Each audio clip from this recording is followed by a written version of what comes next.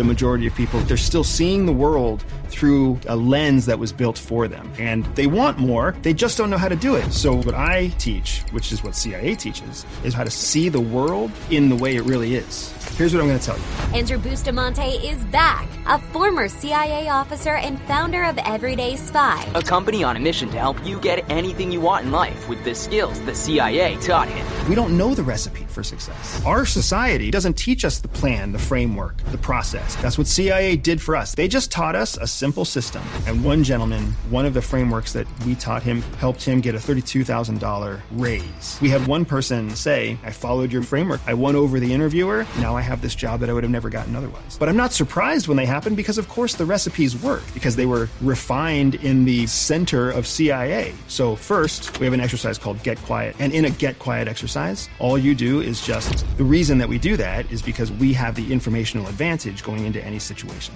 Interesting. Then there's the 4 C's of building influence rapidly. So if you want to build influence, the first thing we have to do is, and now you actually take the action to get what you want. So what about persuasion then? How do I persuade somebody? Persuasion is a process that's much easier. It really is as simple as, finally, the secret sauce at CIA that we know that most people don't understand is that now you can do whatever you need to improve yourself and your life.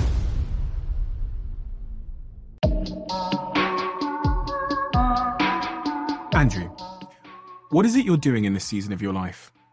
You know, it's an interesting question. I actually just lost my grandmother recently in the last week or so. And my grandmother was one of the 2 women that raised me. I didn't have a father. I mentioned that to you the last time I was here. And it was a moment that struck me because mortality became very real. It makes everything clearer. It makes you realize what actually matters and what doesn't matter.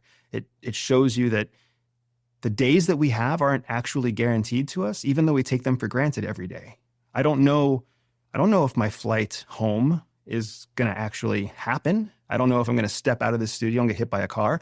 I don't know if my child isn't going to get hit by a car playing in the driveway tomorrow, because life is so fragile and we don't think about it until we watch its fragility dissolve in front of us. We hear about tragedy, but tragedy is always happening somewhere else. It's so real, and yet we don't realize it every day. It's a good thing we don't. That's the truth. That's how it feels right now for me as well. I kind of wish I could go back to being ignorant again. It's that Matrix red pill, blue pill moment where I kind of wish I could go back in and forget that reality and forget that mortality is reality.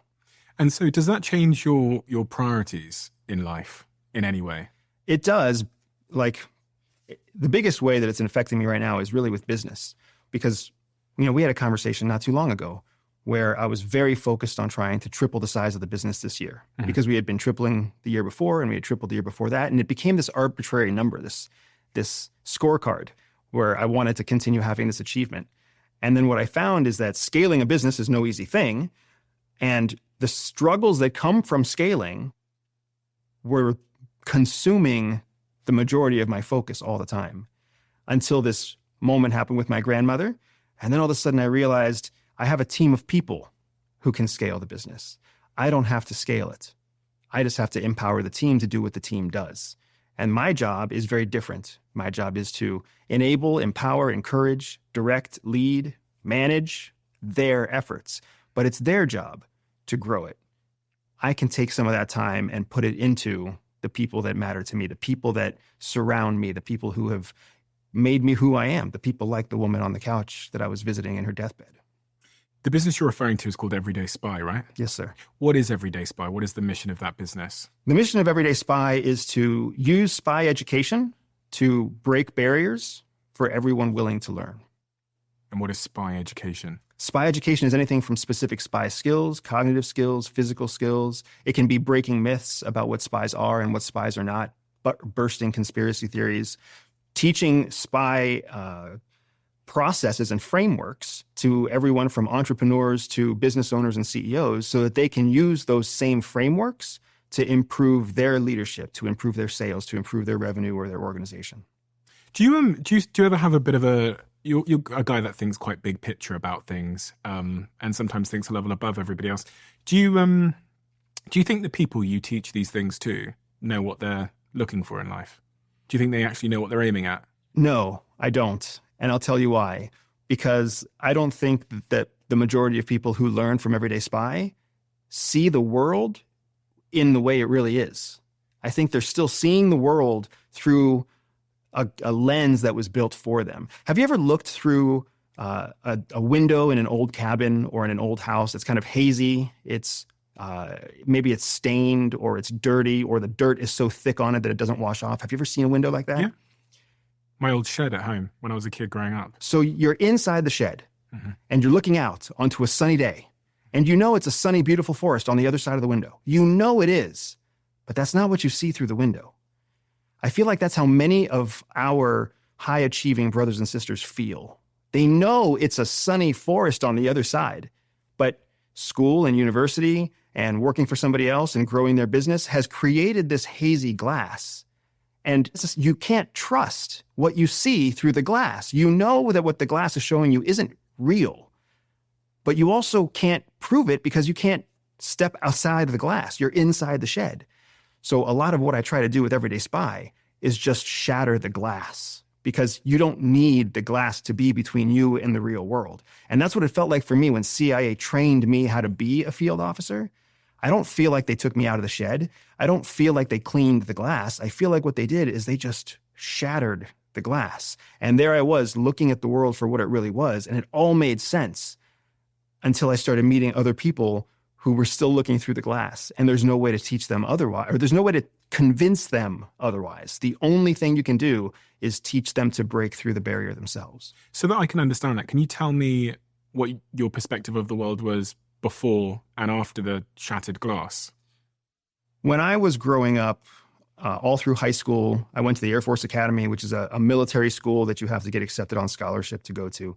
Even getting accepted to CIA itself. Every step of the way, I believed that achievement came from doing what you were told better than anybody else so that you could be empirically better than the competition. Like, that's what I believed. But what I found along the way was oftentimes that was true, but oftentimes it wasn't. Sometimes people who had no business being next to me in a race at the Air Force Academy, on the college teams, at the CIA, sometimes the people to my left and to my right had no business being there. They just were the son of somebody influential. They were the daughter of somebody important. They had money. They had opportunity. They were a foreigner. Who knows? But it wasn't always merit-based. But everything had always taught me that it was merit-based, that the best jobs go to the people with the best scores, who go to the best universities. Like, that's what I was taught. But that wasn't really the truth. The richest people weren't the smartest people. The most successful people weren't the hardest workers. And that was when, as a kid even, I started feeling like there's a forest on the other side, but all I see is this picture that doesn't seem to make sense. So then when I got to CIA, and CIA put me through their field tradecraft course, FTC, which is often referred to as the farm, what they did at the field tradecraft course is they said, society is conditioned to believe a certain way, because society needs to be a giant economic machine. We all live inside of a giant machine. We are conditioned through the education process, through the industrial process, through the church process, to fall into a hierarchy that we believe is meritorious, that is a meritocracy, so that hard work and obedience and loyalty gets rewarded. Because the only way that the government stays in power of a large group of people is if there's a predictable system. Is if they believe there's a system. And since a system is really nothing more than a belief system, all you have to do to step outside of the system is stop believing or believe in a different system. So what CIA teaches us to do is find the people who question the system enough that they're open to being taught a different system. And then we teach them the system of espionage or treachery. So they chose you because you were a bit of a defiant personality or thinker. I would say... Or on the cusp of, or potential of being. I would say it differently, only because defiance as a term by itself means that you just reject everything. Instead, it was more of like a curiosity. I was still very loyal, very loyal to my country, very loyal to the idea of some sort of authority figure. I was still an individual that had a history of childhood trauma that turned me into a person that needed external validation, but I also chose where that external validation came from. So it was kind of the right amount of trauma to be able to make me loyal to a specific organization. Whereas some people who are truly defiant aren't loyal to anyone, right? They defy everyone. So the CIA told you that the world is predictable. But also the way that you explained it made it seem like it was a bit of a conspiracy. Not a conspiracy, but absolutely a system. A conspiracy means that there's some sort of, a conspiracy insinuates that there's some sort of negative intention. Mm-hmm. There is no negative intention. In order for there to be a society at all, in order for there to be structure and lawfulness, there needs to be a system. And in order to create the system, we have to intentionally, continually repeat and program the system. What is a business? A business is nothing more than a series of predictable, reinforced processes and systems that yield a predictable outcome. Why do we think a government is anything different? Why would we think that society is anything different? If you really look at what the church does, if you really look at what Harley Davidson does, it's essentially the same thing. Find people who believe in an ideology, bring them in, give them a framework to believe in that ideology. The church is good and evil, heaven and hell. Harley Davidson is freedom and individuality. And then you just give them a system to think about it. One wears crosses, one wears eagles. One meets on Sundays, one meets on Tuesdays at the local road bar. One goes on, civic duty to collect trash. The other goes on multi-hour road trips. But in all cases, they market to the young, they market to the middle-aged, they market to the very old. Their senior members bring in junior members. They have clubs, they have everything, right? They're two separate subsections of society, which is why we call them subcultures. So now I understand that there's a system that I'm part of, and it's not malicious in terms of its intent. It just is what it is. It's how the world functions. It's how the country that I'm in operates, and it's required for there to be stability. Now, there's awareness, but is there any benefit in me doing anything about it? Is there anything I can do about it to make my life better? There's absolutely things that you can do about it. You skipped over the awareness part as if it wasn't substantial. The first thing I would say is awareness of the system is quite a substantial step because most of us are not aware of the system. I was certainly not aware of the system. I suspected something was different. I suspected maybe there was more than I understood. That's the whole idea of looking through faded glass at a clear forest. You know there's a forest, but you don't know how to get there. Mm-hmm. And you don't know why everybody else is standing in the shed if there's a forest right out there. There's just this discomfort because you're like, there should be something more. I feel like there's something more, but everybody seems so happy right here, except me. I'm looking out this window feeling like there's something more. The reality is most people don't look out the window. What is it that everybody in the shed believes? That's what's so interesting. I think most people in the shed believe that the shed is a good thing. We need the shed. The shed keeps us warm when it's cold outside. It keeps us cool inside when it's hot outside. It protects us from the rain. It keeps the wind away. We need the shed. That's what most people, I think, start to believe about whatever shed they're born into. I need this church. I need this neighborhood. I need these friends. I need to be popular in school. Because everybody else is after the same thing. I need good grades. Why do you think you need good grades? Because my mom said I needed good grades. Well, we don't question it any further than that. We don't question, why do you think your mom thinks you need good grades, right? And then when you look at the hierarchy of society, there's an actual anthropological pyramid that defines society, right? And it breaks into 3 levels. Individualism at the bottom level, tribalism in the center level, and then the state at the top level. Because the most advanced version of society is the state.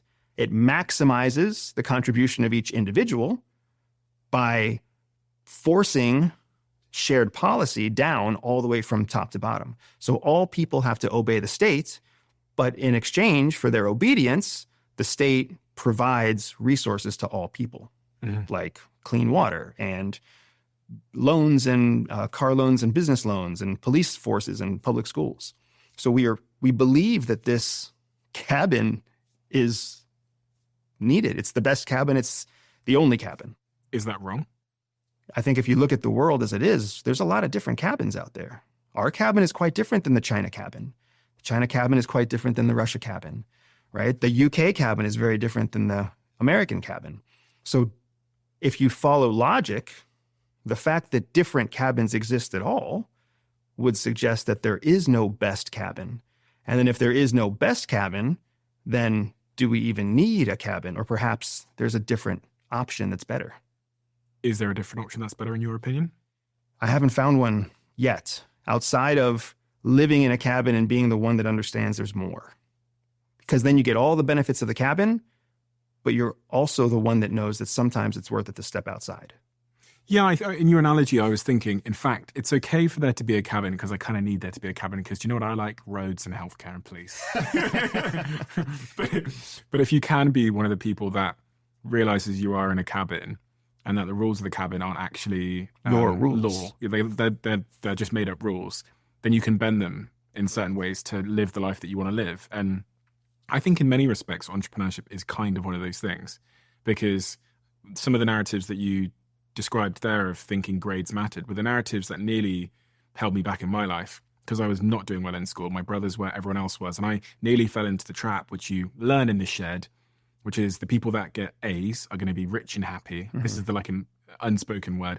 And then if you get like an E and a D, you're going to be poor and probably not that happy and probably going to live in a small house and you're probably going to struggle. And that's like a narrative. And through labeling theory, you can come to believe that as the truth and then play that out in your life. But I always think the biggest harm of, and I had a suspicion back then that the biggest harm of getting like an E in my exam was believing that I was an E. And they're two very different things. Like I can get an E, but it doesn't make me an E.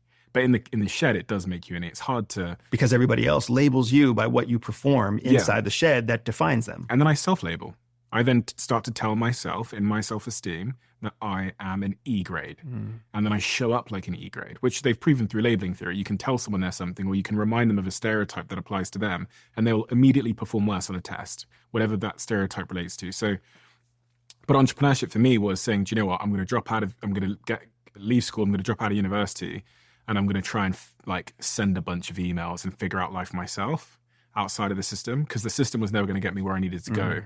If I had followed the system, I would still be working in the call center that I was when I was 19, and basically have no free time working till midnight at night and just getting shit from a boss that was an asshole to me. And you just described the feeling of 80% of the population. They feel like they've never gone past the call center that they worked at when they were 19. The vast majority of people out there feel like they stopped developing at about 27. What is the difference, though? What is the difference between the people that kind of get out the shed and pursue their dreams and build the business or whatever, and the people that are still in the call center? I'm not saying call centers are bad. Listen, I learned a lot of skills from call centers that I loved, but it sucked compared to what I do now. What is the first? So the first thing you're talking about is shattering the glass. The first thing is awareness. Yeah. You have to be aware that you're in a shed. That you're in a shed. And you have to be aware that you're choosing to be in the shed, right? You can always leave. This is an argument I have so often with people who are trapped in the wrong mindset, right? I don't even know what the right psychological term is because I don't live in a world of academic psychology. But there are people who believe that they don't have a choice. And in the United States, for example, we have 50 states. There are some people in the state of Florida who feel like they can't leave the state of Florida. Because? They think it's because they don't have enough money. They think it's because it's the drive is too far. There isn't a support network on the other side. The bureaucratic hurdles of trying to change your residency and get a new driver's license is too much. The taxes are too high to pay to move from a non-tax state to a state tax state. So they all have reasons, and the reasons are grounded in fact, but the value that they put on the fact, the value of the challenge is greater than the value of the reward in their point of view, in their perspective. And in reality, it's the other way around. You just reminded me of a video that changed my life. I'm going to play this video for you, okay? It's a very, very short video, but when you talked about people living in a state or living in a situation where they don't think they can leave, this video came to mind. They just get an ant, and you can do this with basically any small creature, and you get a biro or a pen and just draw a circle around it, and it will not leave the circle. And I watched this video many years ago of just this ant trapped in the circle, and the guy drawing the circle around the ant just makes the circle smaller and smaller and smaller. Okay, so it left there. And it will basically remain trapped. And it was when I watched it, I thought, I'm doing that for myself in my own life. So the ant remains trapped, they make it smaller. The ant won't leave the circle. But what's interesting here, right, is the ant is eventually figuring out that it's just a circle. That it's just a circle. That it's like just a shed. And when I saw that, the first thing I asked myself was, in what ways have I drawn an imaginary circle around myself? I think the more important question is oftentimes, when did the imaginary circle start?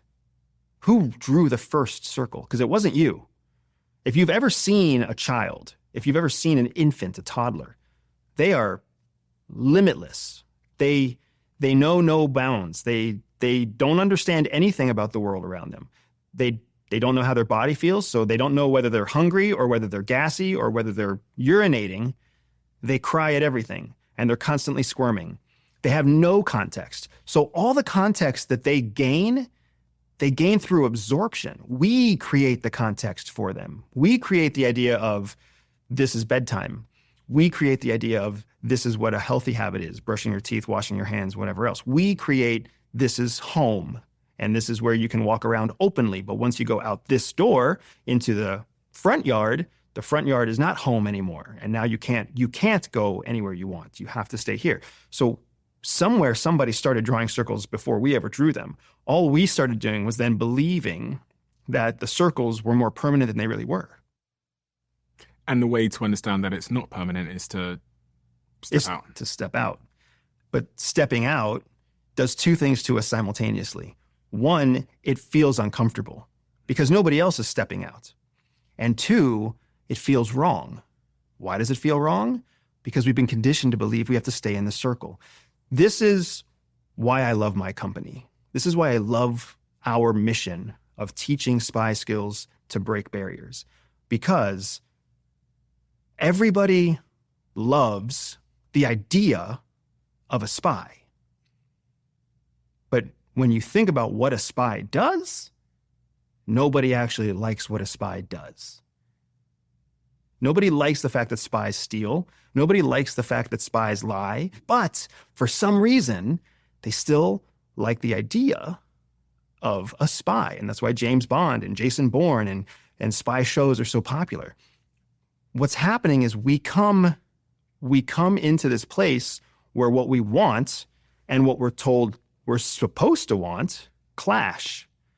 Because you know what we really want is an opportunity. And we want an opportunity so bad that we're willing to cheat to get the opportunity. But we don't want to admit that we're willing to cheat to get the opportunity. We want an advantage, but we don't want to believe that our advantage hurts other people. So somehow we want to all move forward with equanimity, and everybody does better. And that's just not the way that anything in nature actually works. And what entrepreneurs figure out when they're successful is that you can cheat and you can get away with cheating. And when you get away with cheating, it just gives permission to everybody else who was too afraid to cheat. And then you have first mover advantage in the marketplace and they copy you. And all of a sudden that isn't cheating anymore. And cheating because cheating can, it's a bit of a loaded word, right? What do you mean when you talk about cheating in the context of business? I'm talking about like an unfair advantage of any sort, right? Think about do you remember when MP3s first came out? Yes. Well, I had one when I was a kid. So an MP3 player. Yeah. So MP3s, as in music files. Mm-hmm. I remember when they first came out, it was, the market went chaotic because you could get them off of the internet for free, which meant that the musicians didn't get paid for it. And that turned into, I think it was called Napster. Yeah, LimeWire, yeah. Yeah, there were so many of these different databases where you could just pull free music, and it was crazy. Before that, there were CDs. There was even a brief period where there were mini discs, right?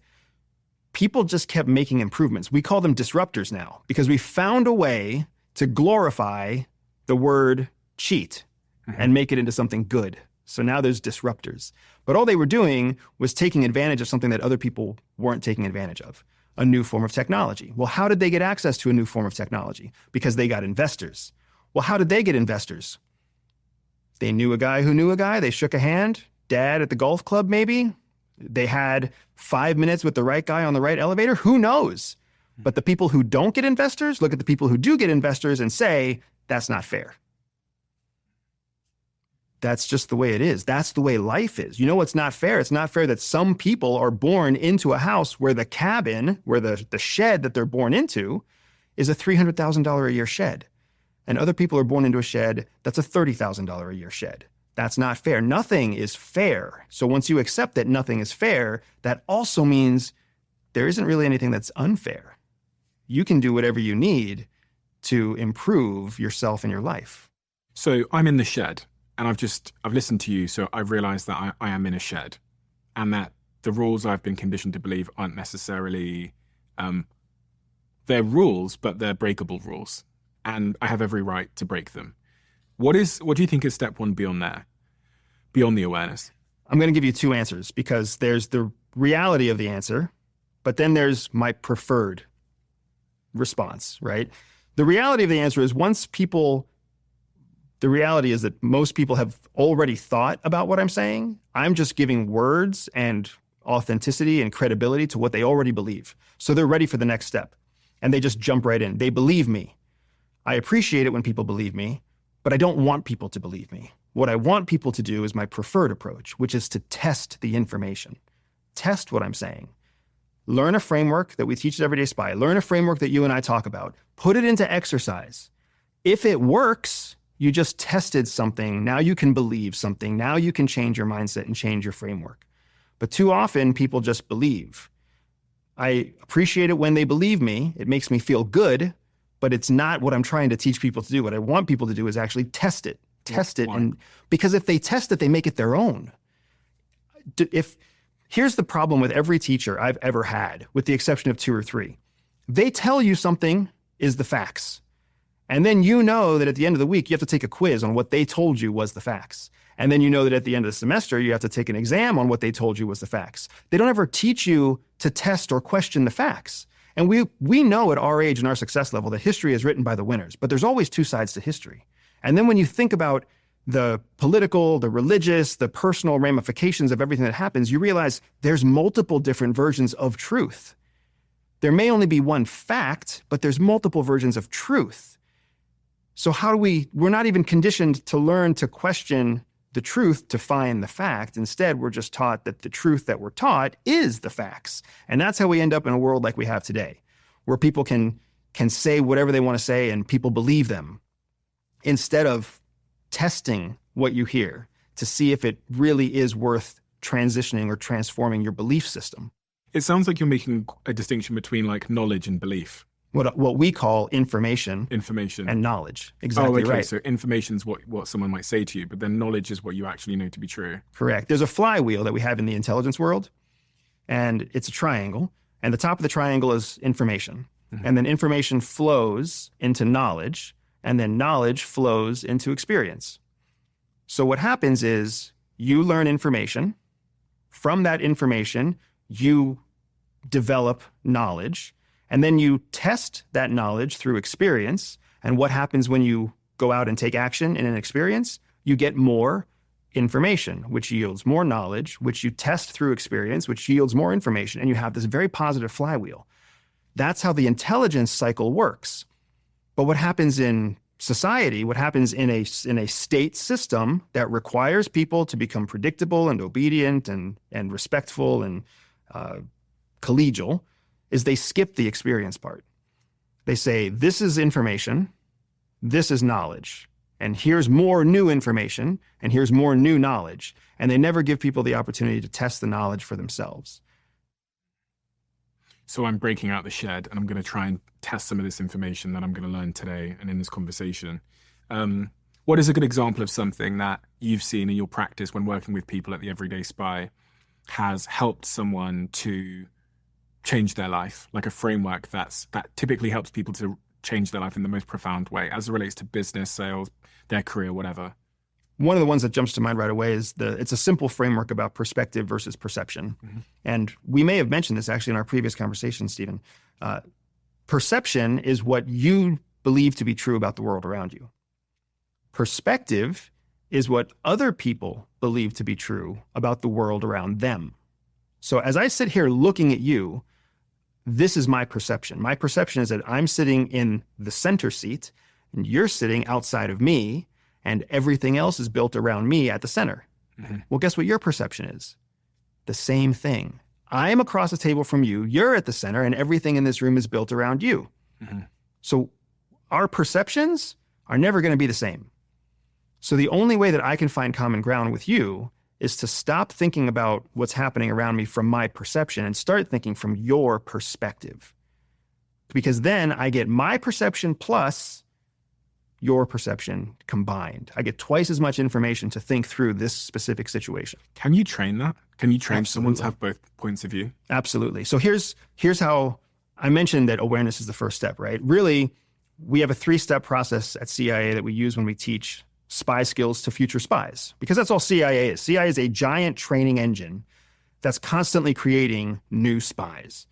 And then spies just go out and spy. But what CIA really does is train spies who then steal secrets and combine and compile those secrets to share with decision makers on the Hill, right? CIA's system of teaching is a system where you educate first, you exercise second, and then you experience third. Remember that flywheel.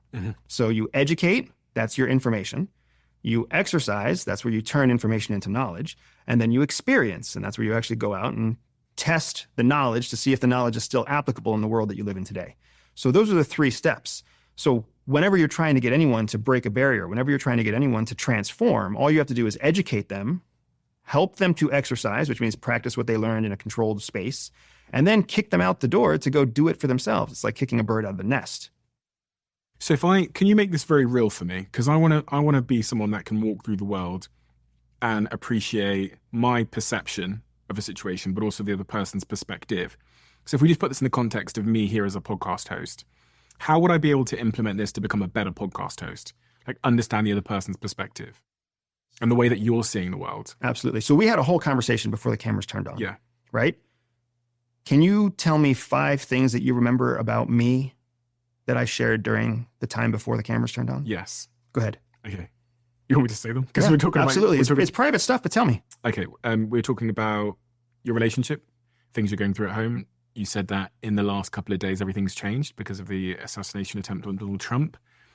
We talked about you used to live in an RV for a while, and you've just recently moved across America to a new place. You mentioned your kids as well. Give me specifics. Oh, God.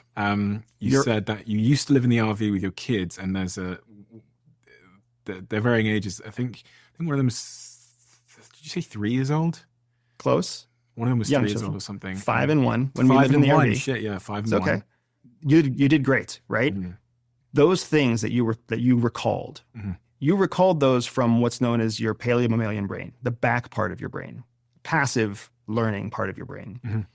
Because naturally, when you're untrained to think like a spy, you rely on passive knowledge. You rely on passive observation to create prefrontal cortex knowledge. All a spy does is when they talk to you, they turn on. They turn on the prefrontal part right away, and they start paying attention to all the details right away. Because the way that you gain someone else's perspective is by listening to what they're saying and seeing how they're saying it. Because what happens now when I sit with people, I was just with a client this morning who made a comment on this. When you're trained and you sit with someone, you are always gaining more information about them than they are about you. When you know how to practice perspective versus perception. Because from the moment that you came in and sat down, you were very much in your world. You're sitting here in socks, you're sitting on your leg, you're very comfortable, you're messing with all of your technology, you're fighting with your technology because it's not exactly the way you want it to be. Like this is Steve's world. And there's not a single thing wrong with Steve's world. But Steve's world isn't as big as the world of Steve and Andy together. Whereas when I came in here, just because of the way I'm wired, I'm paying attention to you. I'm paying attention to your producers. I'm paying attention to the set. I'm paying attention to the people who I've met from your team in previous calls, because I'm trying to gain as much perspective as possible before I sit at this table with you and the cameras turn on and we're on a one-way trip. Mm-hmm. Because I only get one chance. So I want to have as much information on my side moving forward. So you as a podcast host, your original question was, how do I use this information? How do I use these frameworks to become a better podcast host? Every person who sits across the table from you came from somewhere. And every time they leave the table you're sitting at, they're going somewhere. And they're bringing stress, and they're bringing pain, and they're bringing worries, and they're bringing concerns with them. And they're leaving with the same things. Mm. I know that your partner is thinking about babies. Mm-hmm. When you talk about it, that's how you talk about it. You say, my partner is thinking about getting pregnant. You don't ever say, we're thinking about getting pregnant, which makes me wonder if she's more excited about pregnancy than you are. I'm so fucked. I'm afraid the Lord she doesn't listen to this. Am I accurate? So can I match her excitement levels? She's changed the entire house at home. It's like she's expecting, I don't know, but like the entire, like my shampoo is gone. That's like her level of excitement about it. So obviously I'm excited about it, but no, of course I can't match her level of like preparation and obsession about it. No. Yeah.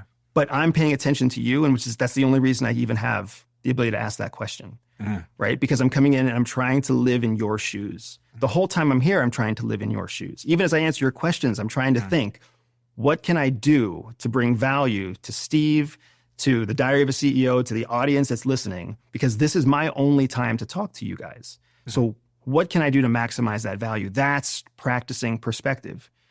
So when you do that to your guests, you're going to unlock a whole new level of podcasting from them. Instead of being frustrated or curious or wondering whether or not they're on track or off track, or whether or not they're tired or not tired, or whether or not you're going to get the best performance out of them, if you literally just we have an exercise. We have an exercise called Get Quiet at CIA. And in a Get Quiet exercise, all you do is just get quiet. You stop overwhelming your sensatory organs, your eyes, your ears, your feelings, your taste buds, your nose, your olfactory. You get yourself into a place where your sensory organs can take a break. Because what happens when you don't overload your sensory organs is your brain starts to index. And when your brain starts to index, it gives you a higher level of awareness, a higher level of observational skills. So especially before you go into an area where you want to make observations, you want to quiet your sensory organs so that you can go in with fresh sensory organs. It's kind of like cleaning your palate before you try a certain ice cream, right? The reason that we do that is because we want to gain as much perspective information as possible so that we have the informational advantage going into any situation. Understanding that most people are coming in living in their own perception. Consider applying this to business, right? You are a coffee shop. Well, there's 500 other coffee shops. There's 5 other coffee shops just in 2 square miles of where your coffee shop is. So when you think about your own product, you think, well, my coffee is superior. It's from Ethiopia. We roast it here and it smells great and whatever else. Or you think my building is better because we have local artists on the wall and we play local musicians, right? Like that's what they think. That's what the owner of the coffee shop thinks. But they don't stop to think about the customer who buys the coffee. Because the customer who buys the coffee is coming from somewhere and then going to somewhere. And the coffee shop is just one stop along the way. So if you really want to become the coffee shop that everybody wants to go to, you have to think about life through their eyes, through their perspective. Why are they drinking the coffee? Oh, they're drinking the coffee because they're a new mom. So then what else does a new mom need? What else does a new mom want when she goes to a coffee shop? Maybe she wants other moms to be there. Maybe she wants specials. Maybe she wants to find little things to buy her kids. Who knows what? You can change your shop to fit your customer if you're open to their perspective. Otherwise, all you're doing is creating your own little circle, your own little shed. So in terms of practical things that you do so that you can really tune into someone's perspective, is the most important one just listening? Yes, but there's a twist because you also have to dig for the information you want. So you have to know how to ask questions. And you have to be willing to ask questions. There's another exercise that we have at CIA called windows and doors. In a conversation, people will open windows in conversation, which means I might ask you one thing or you might ask me something. And then in my response, I hint at something else. That's a window, right? You started this conversation by asking me, what season of my life am I in? That was a fantastic question to open windows and doors, because you don't know what the answer is, but you're going to choose what you hear to decide where you go next. The same thing happens in a normal conversation, right? You can see windows and doors when they present themselves. When you are trying to cultivate perspective over somebody, you want to choose the windows and doors that you follow through in the conversation, specifically to collect the kind of information that you want to gain that perspective. So if I'm trying to sell something to you, as an entrepreneur, I'm going to follow the windows and doors that open up in conversation that take me to understand better what limitations or challenges you're having as an entrepreneur. So if you're a car salesman and I'm a customer and I want to buy a car, what kind of questions would you start asking me to? I love this exercise because I actually just had to buy a car after we moved. Really? And I was shocked at how horrible my car salesman was, because he did not think this way, right? Why do people buy a car? I'm going to let you practice your perspective on me. When I moved to Colorado Springs in May, why did I have to buy a car? Because you have kids. Nope. You have 2 kids. Oh, because you have to.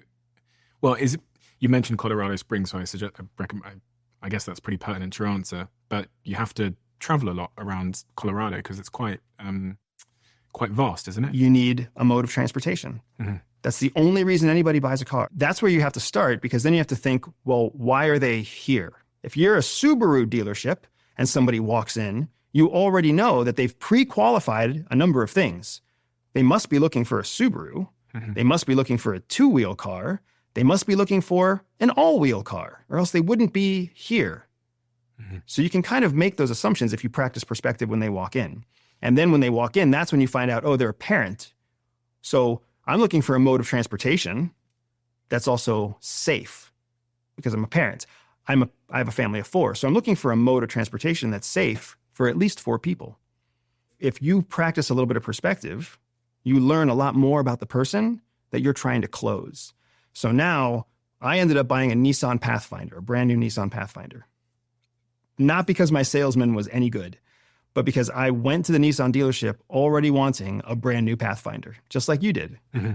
But I always go through this experience to see what's the salesperson going to do? Like, are they going to try to sell me something good? Are they going to try to sell me something wrong? Are they going to understand my specific needs? Or am I going to have to coach them through this whole thing? My company gets hired to give sales training to high-performance sales teams. And what I'm shocked at is how often, even with a high-performing sales team, salespeople don't practice perspective and perception. What they practice is whatever script they're supposed to read. And they practice empirical numbers, and they practice the law of averages. And it's like, I need to make 100 calls to convert 12%. Mm-hmm. That's what they practice. Instead of practicing something just a little bit more efficient, like changing your opening line to ask an open-ended question, just like you did. An open-ended question is a question that makes the person on the other side of the phone speak through the lens of their current reality. Do you know what? I've never said this before, but there's a question I ask every guest in the preamble. And I don't know if I asked you, but I ask 99% of guests when we sit down. And it's, what's front of mind for you at the moment? And for me, the reason I ask that question is because kind of what you said, because people come here, and I assume that there's something that happened when they woke up this morning, or there's something that's bugging them that my research team wouldn't have been able to find on the internet, that they haven't yet said in an interview. And it's been so unbelievably amazing when you ask that question. And then there was one particular conversation I had, which was one of my favorite of all time, where it was with Simon Sinek. Mm. And because I've spoken to Simon Sinek 3 times on the podcast, I didn't have research. We've talked about everything. So I sat down and I had to sit down and figure out where the conversation was going to go for the next 3 hours. And so my opening question to him was really broad. It was, how are you? And please give me the long answer. And you have to be honest. Yeah. And he literally, for the first time ever in his life, went, do you know what? I'm feeling really lonely right now. Mm. And for him to say that, a guy like that to say that, was like, whoa. And if I'd sat down with okay, today we're going to talk about management strategies, I totally would have missed one of my favorite conversations of all time. But you have to have a lot of trust in yourself. This is what I've come to learn as a podcaster, to be able to sit down without any questions written down here and to ask a really open-ended question and then to try and follow them, like wherever they might take you. Well, that's what's interesting is that one of your superpowers as a podcaster is that you have a plan, but you don't always stick rigidly to your plan. You go wherever the guest takes you. You go where Simon Sinek takes you, right? I've taken you down this long path about living in a shed that I'm sure was not on your agenda. And I'm sure lost a good half of the people that we were talking to early on. But my point with all of that is just to say, you practice what is called courage. And courage is a word that is definable. And people don't often take the time to really define what courage is. Courage is doing the thing that you're afraid of. That is courage.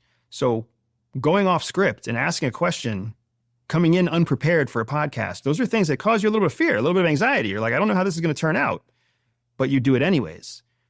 One of the major differences between entrepreneurs and aspirational entrepreneurs is that entrepreneurs have the courage to try, and aspirational entrepreneurs are always talking about the day that they will have the courage to try.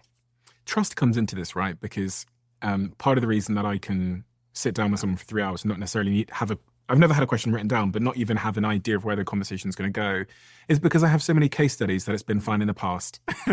And it's those case studies that have built up this sort of self-trust that enables me to sit down and go, how are you? And then they go off about loneliness, and we spend 3 hours talking about loneliness. But that comes from that initial trust, I think. I think trust is a good word. Trust like is self-trust. I'm trying to, Yeah, self-trust or confidence. Yeah. Those are good words to use, but I would almost challenge that what you're really talking about is you're gambling on odds that you've learned are in your favor. Right? It's kind of like when you think about a professional athlete. Professional athletes do some amazing movements. Sometimes they make the score and sometimes they don't. But what happens is when they make the score doing an amazing movement, that's what we all remember. When they miss the shot doing the amazing movement, nobody remembers that. Right? Nobody remembers how many basketball shots Dennis Rodman didn't make. Right? They just remember something else about Dennis Rodman. Arnold Schwarzenegger has this famous quote where he made lots of movies. We all remember our favorite Arnold Schwarzenegger movie. But how many of his bad movies do you remember? Not many.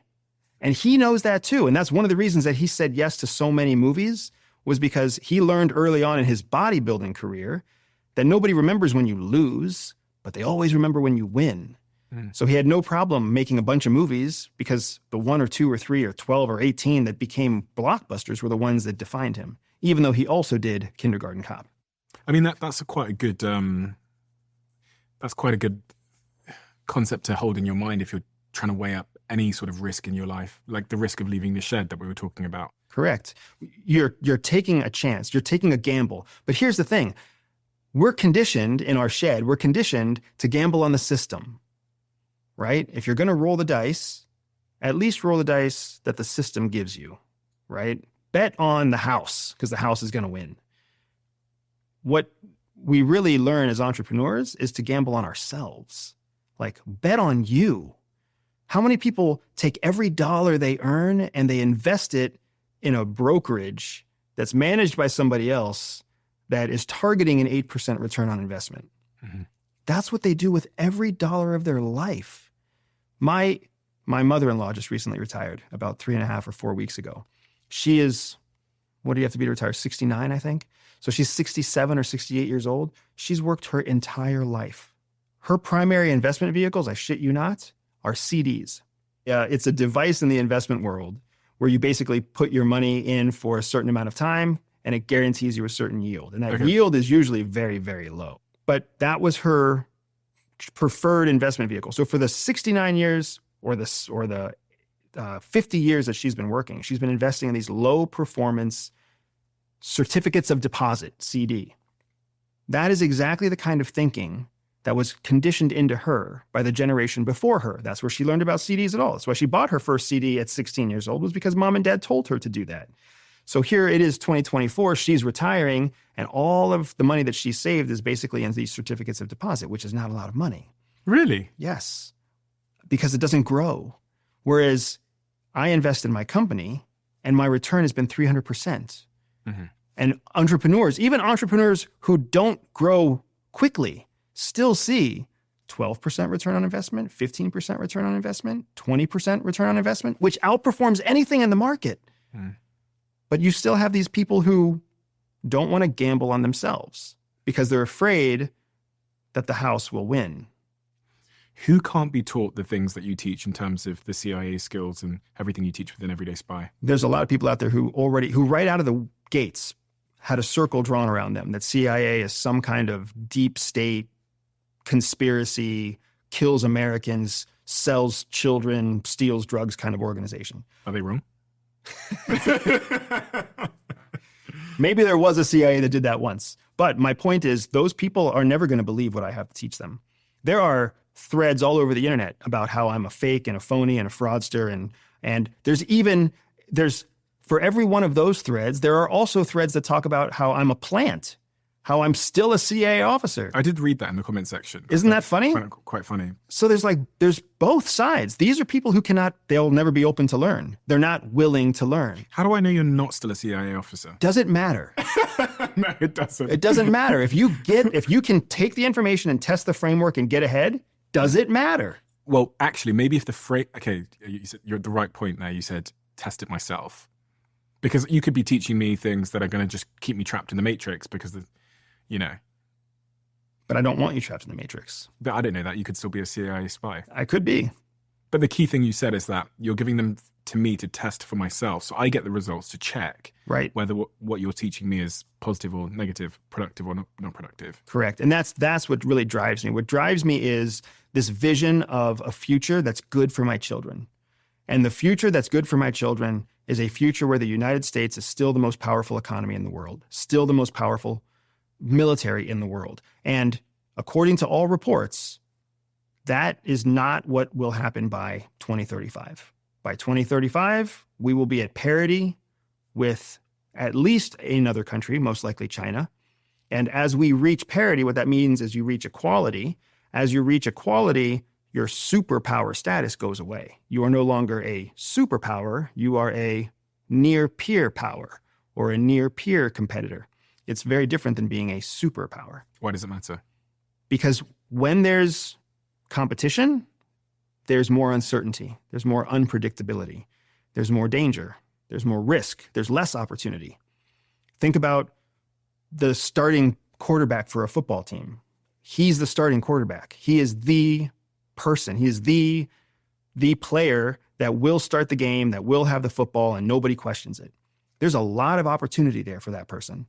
But as soon as they start to be unpredictable, as soon as there's a new star, a new quarterback that comes in and threatens the existing quarterback, now we don't really know who's going to start. And the team doesn't really know who's going to start. And then for all we know, the team is going to have two different quarterbacks that swap in and out throughout the entire game, and the whole team performs worse because they don't know how to predict the quarterback, because the new quarterback or the old quarterback isn't the one that's always throwing the ball. So there's an uncertainty that comes as competition arises. It's why business owners want to be in a business of one. It's why there's such a thing as a blue ocean marketing strategy versus a red ocean marketing strategy. Because when you're in a blue ocean, when you have no competitors around you, your business will most likely thrive. You have room to make mistakes. You can learn slowly. But when you're in a highly competitive red ocean, you don't get any of those opportunities. What does history tell us about how the changing of the guard as it relates to world power, what the dangers might be for the average person? It's a great question, and this is where I want to re-emphasize my lack of altruism, right? Because what does altruism mean for anyone that doesn't know? So altruism is this idea that you care about other people or that you care about a common good, right? I don't care about a common good. Do you care about other people? I care about some other people. Your children? Correct. My family, my friends, the people that I think are making a difference. Mm-hmm. And that's just the way it is. Why will some people not be willing to learn what I teach them? Because they will disagree with my ethics and my morals about how I don't care about all people equally. Well, I like the fact that you're honest. So, I mean, that makes me trust you more. So I appreciate that. Yeah. So if you look at history, Rome was really good for Romans for a long, long time. The fall of Rome was bad for everybody. The transition was bad for everybody. Coming out of World War II, right? When you were a Nazi in Nazi Germany, things were pretty good, right? But then when Nazi Germany fell, it was bad for a lot of people. There was a lot of war. There was a lot of death. There was a lot of starvation. Multiple countries had been destroyed. There was a war. There was a transition of power. Same thing happened at the fall of the Soviet Union. In that war, I was watching a documentary about it the other day. It was interesting because I watched both the sort of Soviet Union rush into Berlin and I watched America rushed into Berlin. They both took different parts of Germany. And then once they'd taken down the Nazis, they kind of went to war with each other. Correct. Because they then were trying to figure out who was in charge of Germany and how they were going to divvy up land. So there was another war, basically, like a civil war following the...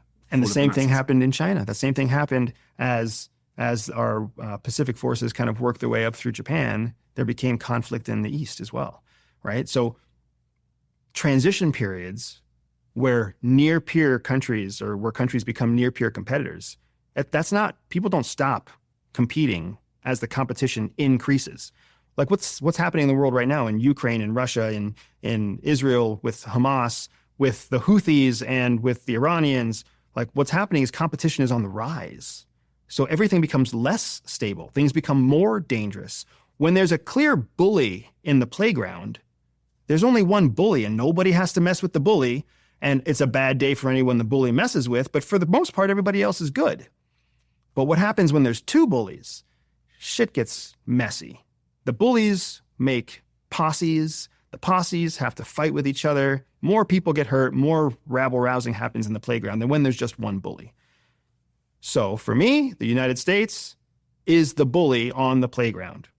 And I, as an American citizen, am living in a place where it's pretty good to be on the bully's side. So for me, pragmatically speaking, if I want the best for my children, what I really need is for the United States to remain the only bully. So then I can have some impotence, some confidence that their future will be secure.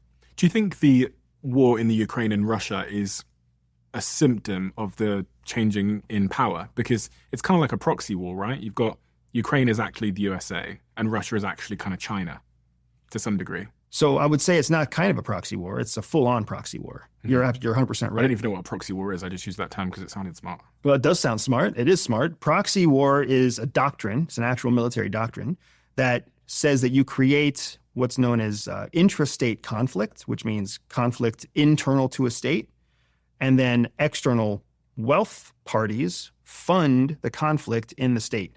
That way, the two external parties that are in conflict don't have to waste any lives. It protects them diplomatically, it protects them socially, it protects them militarily. They're only spending resources in an interstate conflict. The interstate conflict has always been inside Ukraine. Eastern Ukraine and Western Ukraine have always been in conflict. We just didn't realize it until Russia invaded because nobody paid attention to Ukraine. Same thing in Israel. There's always been conflict between the Palestinians and the Israelis. We just didn't really pay attention to it until October 8th. So the conflict that you're talking about is not a symptom, it's a strategy. And the strategy is that the United States can drain Russian resources without draining American lives, which makes it easy for the United States to continue draining strategic resources from Russia. And then NATO's watching the same thing happen, and NATO's the one that has the most to lose if Russia is strong, so then that's why they also pile in support. That's the strategy. That has been the United States strategy since the end of World War II. Who rebuilt Japan? The United States. Who rebuilt the UK? The United States. Who rebuilt Germany? Who rebuilt France? All the United States. Is it any surprise that all of these countries since World War II have then been close diplomatic, political, and economic allies? No. And guess what they all have? They all have very similar sheds because we built their political systems from World War II based on ours, right? That's the American model. That's been how America has grown economically so quickly all over the world. Guess who's mimicking that model now? China. The real conflict between the United States and China, nobody can define it. Trump calls it a trade war because we have a bunch of cheap Chinese goods. That's not the problem. The problem is that Xi Jinping understands that what he wants for China is for China to be a net exporter of high technology. Who's the only other net exporter of high technology? The United States. The United States makes electric vehicles, China makes electric vehicles. The United States makes telecommunication, China makes telecommunication. That's the conflict, because what China is doing is giving the rest of the developing world an alternative to the United States. Well, if just like any other business, if I make coffee and you make coffee, we're in competition for the person who wants to buy coffee. So now we're fighting over that person. Whoever wins that person wins more money. Whoever wins that person wins repeat buyers. And now I might lose my company. My coffee shop might shrink and your coffee shop might grow because this person is choosing your coffee when it used to be only mine was available. So, who is better for America? Joe Biden or Donald Trump? Neither. They are both bad for America in different ways. Who is more likely to prolong American dominance? Donald Trump of the two. Donald Trump of the two. Here's what I'm going to tell you. I had this thought last night, and I was going to make it a video for my own channel, but my channel is nowhere near as enjoyable as your channel. You can put it on yours as well. There is only one Democrat in the United States who can beat Donald Trump. Only one. Nobody else stands a chance. Democratic Party is struggling to accept that. Nobody can beat Donald Trump. There's only one that can win, and that's Michelle Obama. I did think this, because, I mean, I would say Barack, but obviously he can't because he's done his 8 years. But Michelle, I do agree, and she doesn't want anything to do with it. She said in early July, she wanted nothing to do with it.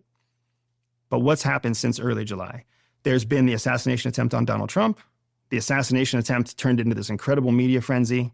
Now you have this guy with blood on his face and a fist in the air and a flag behind him. You know, Pulitzer Prize-winning photo already floating around the internet with this guy on it, right? Everything changed. There's no way Michelle Obama isn't sitting in her room multiple times a day, asking herself the question, do I still want nothing to do with this? Or do I have to step up to the plate to do what I believe is the right thing to do because only I can do it? Think about the questions Barack Obama must ask Michelle Obama. Think about the silence, the pregnant silence around their kitchen table at night. Think about how heavy they must be thinking right now because they know what I just said out loud, that you knew yesterday. There's only one Democrat that can beat Donald Trump. And maybe in July 3rd, she said she wanted nothing to do with it, but now it's July 20th. And if she really believes in this country, how is she not going to rise to the occasion? How is she going to sit back and let the future of her daughters rest in the hands of somebody she doesn't believe in? Because the truth is, if she were to run overnight, she would have the complete support of the entire Democratic National Convention. Every donor who has already donated money would let their money stay with her and probably donate more. Women voters, African-American voters, voters that are on the fence, voters that are looking for any alternative to Donald Trump or Joe Biden, they would all get their answers given to them at once. Not to mention the fact that she's brilliant, she's esteemed, she's youthful, like everything that America stands for is represented in Michelle Obama just as much as what we say America stands for is represented by Donald Trump.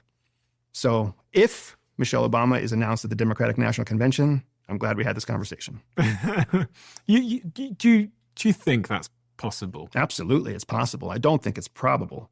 Okay. But I do think it's possible. And I can't help but have the hope in our country that the few who are willing to learn will step up and accept that they have to gamble on themselves.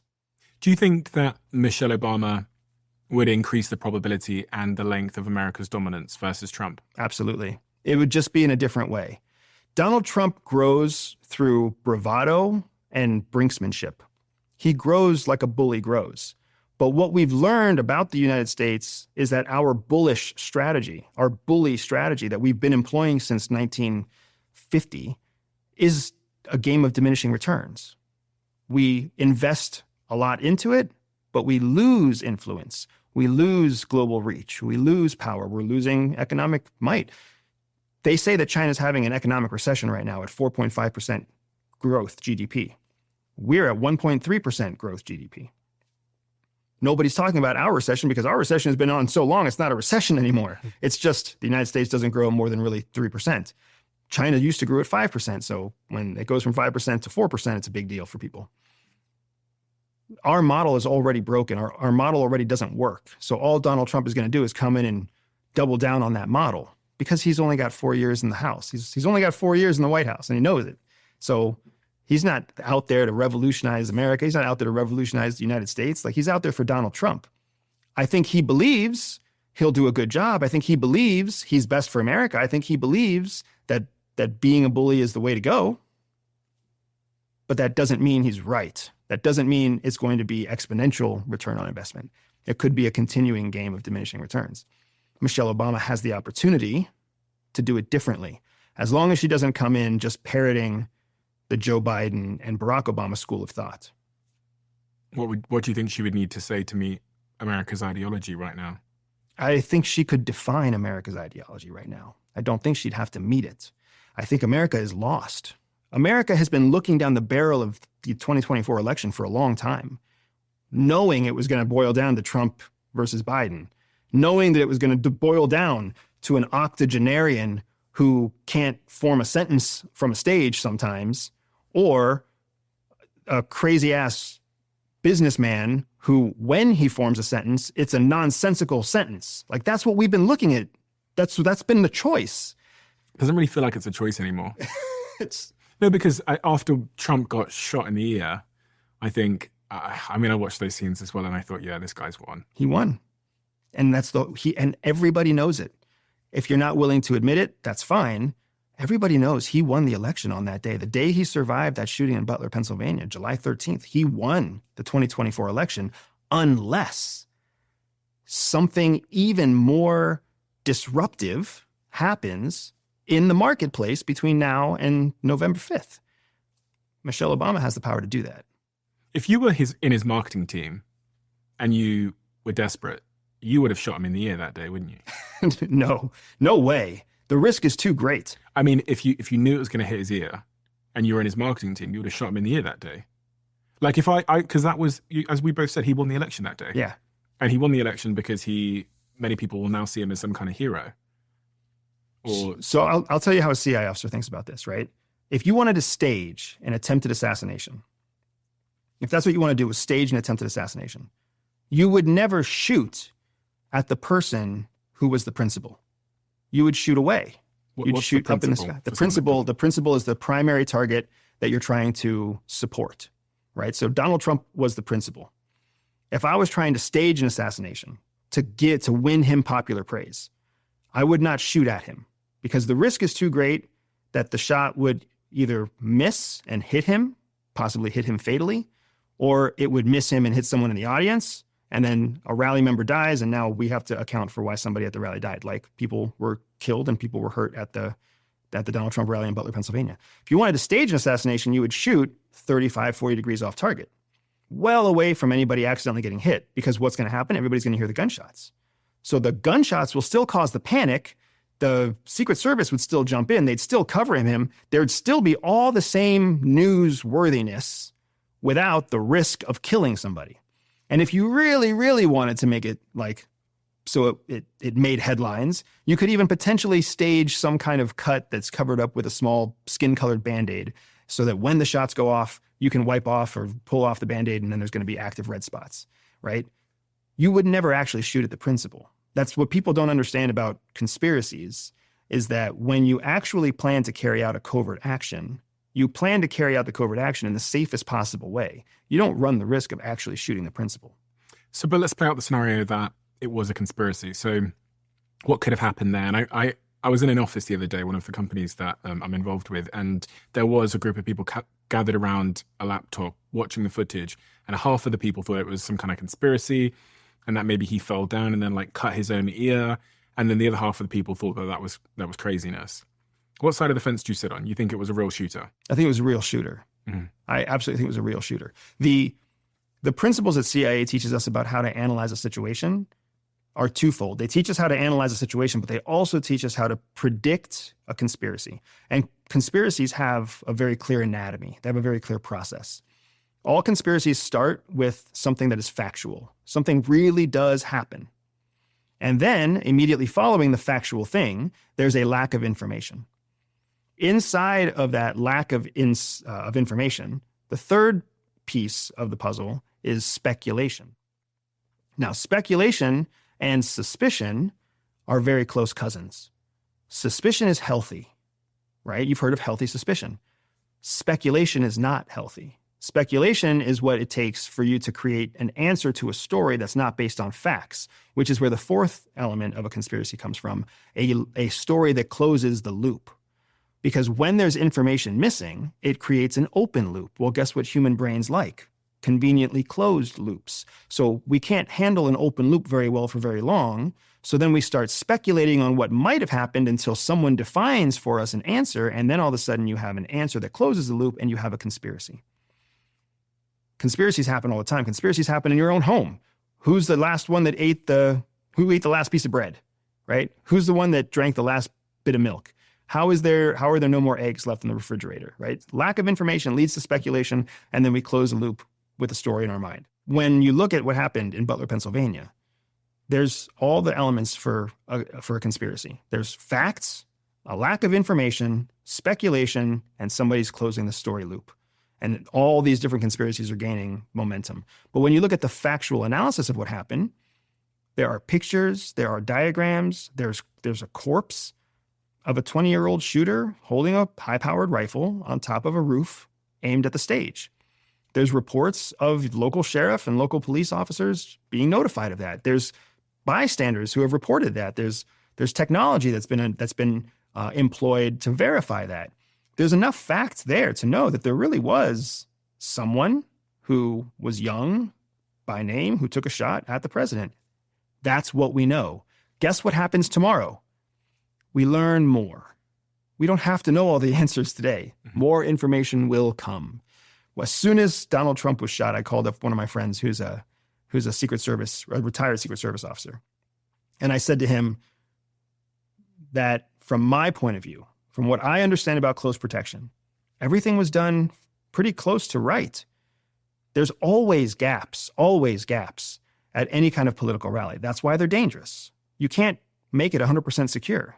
That's why there's snipers on the roof. There's not snipers on the roof because they feel like the grounds are safe. There's snipers on the roof because they know that there's gaps. There's not Secret Service on the sides of the stage carrying guns because they think that they're safe. There's Secret Service on the sides of the stage because they know that there's gaps. Of course there's gaps. You can't manage all risks. The person took a shot from over 400 feet. 400 feet is a long, difficult shot. Empirically, it's a long, difficult shot. Even though the newspapers come out and say it's a turkey shoot or an easy shot or a standard shot or a basic shot, it is not. Any hunter out there will tell you 400 yards is a difficult shot, and you have to have a high-powered rifle built for that kind of distance to shoot that length. So there's all kinds of misinformation that's going around as people try to spin up a story. So for me, it was a real assassination attempt by a real person whose motives are still unknown. I was listening to something, and the person was saying that maybe this, the CIA or somebody infiltrated this young man and, encouraged him over a period of time to get up there on that roof and all these kinds of things. The heart of the problem here is we're quite distrusting and we don't have answers, and most of us aren't informed. So there's basically the small life that we live, and then above us we see like billionaires and powerful people, and we hear that they do or have historically done very nefarious, malicious things, and that becomes our sort of shed, is that we are the average person, and then up there, outside the shed, there's all these billionaires, powerful Illuminati, and they are doing these really malicious things. Now, in part, that's true, but maybe only in part. And we kind of assume this broad strokes approach to anything that happens, and we go government, matrix, conspiracy. The CIA does have history of doing things like this. True. We're coming into a conversation that's twofold. One, we're talking about a pre-9/11 CIA.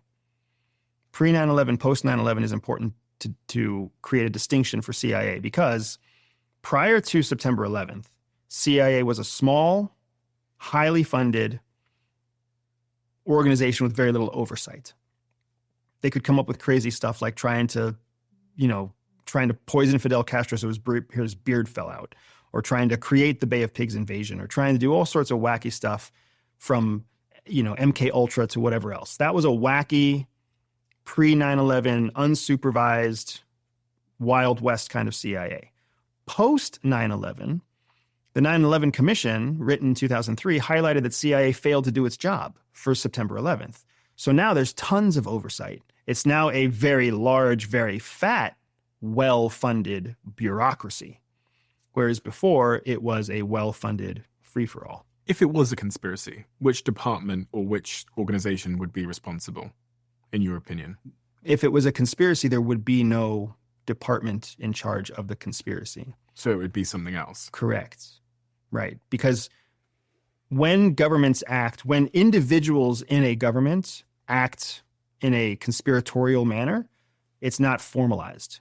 If it was formalized, it would be a policy, right? They act independently. And there's all sorts of instances where people act independently, from Edward Snowden all the way to Aldrich Ames, right? There are people who actually carried out conspiratorial efforts to try to gain some kind of leverage that worked for them for a while and then worked against them. If that bullet had hit Donald Trump in the head, how do you think the US would be different? I was thinking about this when I was driving down the street yesterday. It's hard to define that, really.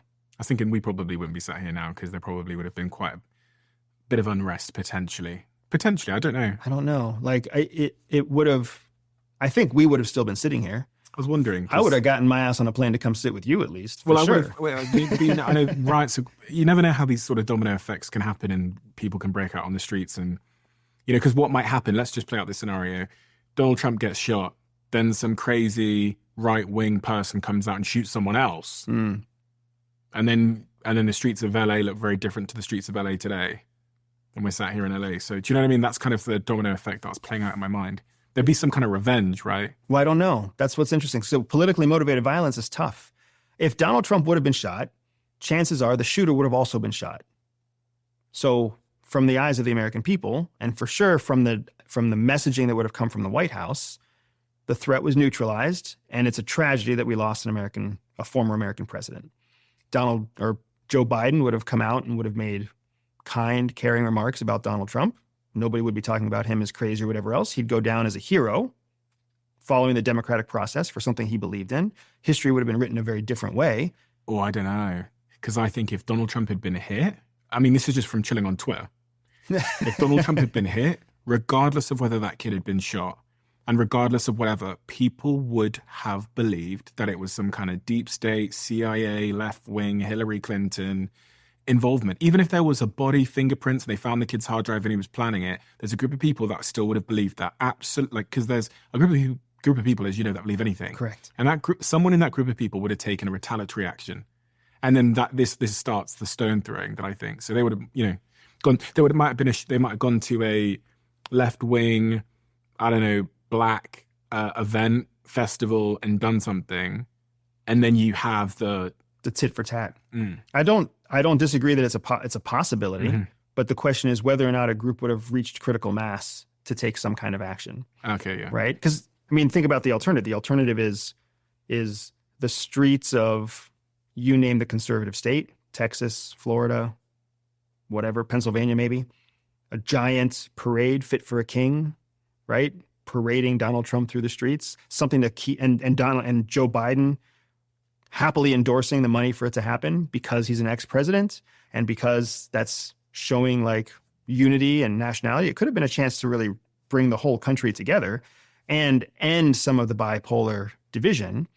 There would have still been, just like you said, there would have been a group of people who believed in some sort of deep state action. And there may have been follow-up violence. You're right again. I think all of those things are possibilities. But it is also a possibility that it would have gone in the other direction. There still would have had to be a new candidate identified by the Republican National Convention. So things would have gone differently from that day. Very interesting. So going back to the shed, the person's come out of the shed. They understand this idea of perspective and perception. What I'm really trying to get at here is I'm trying to help people get out of the life they're living that they hate and closer towards a life that is aligned in whatever way they define alignment as. so that they can live the life they want to live, so they can start to kind of bend the world in their favor. And I use this term bend the world intentionally because it's something that I've come to learn in the entrepreneurs that I've met, and just the people that seem to have the most power. They understand that the world they live in is malleable. And maybe that's the analogy of being able to break out of your shed. But they understand that they can like have an idea, pursue the thing, and kind of convince their way to a goal, bend the world out of their way. And that's kind of what I want to equip the people that are listening right now with, that ability to kind of bend the world out of your way or to the shape in which you want it to be. I've got two things that come to mind, right? The first is there's this lesson that I learned at CIA that I still teach now in my training with executives and individuals and entrepreneurs, where CIA warns us not to get trapped in what's called the perfection paradox. Mm-hmm. And the perfection paradox is not the same thing as perfectionism. The perfection paradox is the idea that you keep making incremental improvements to a plan, but you never actually act on the plan. Mm.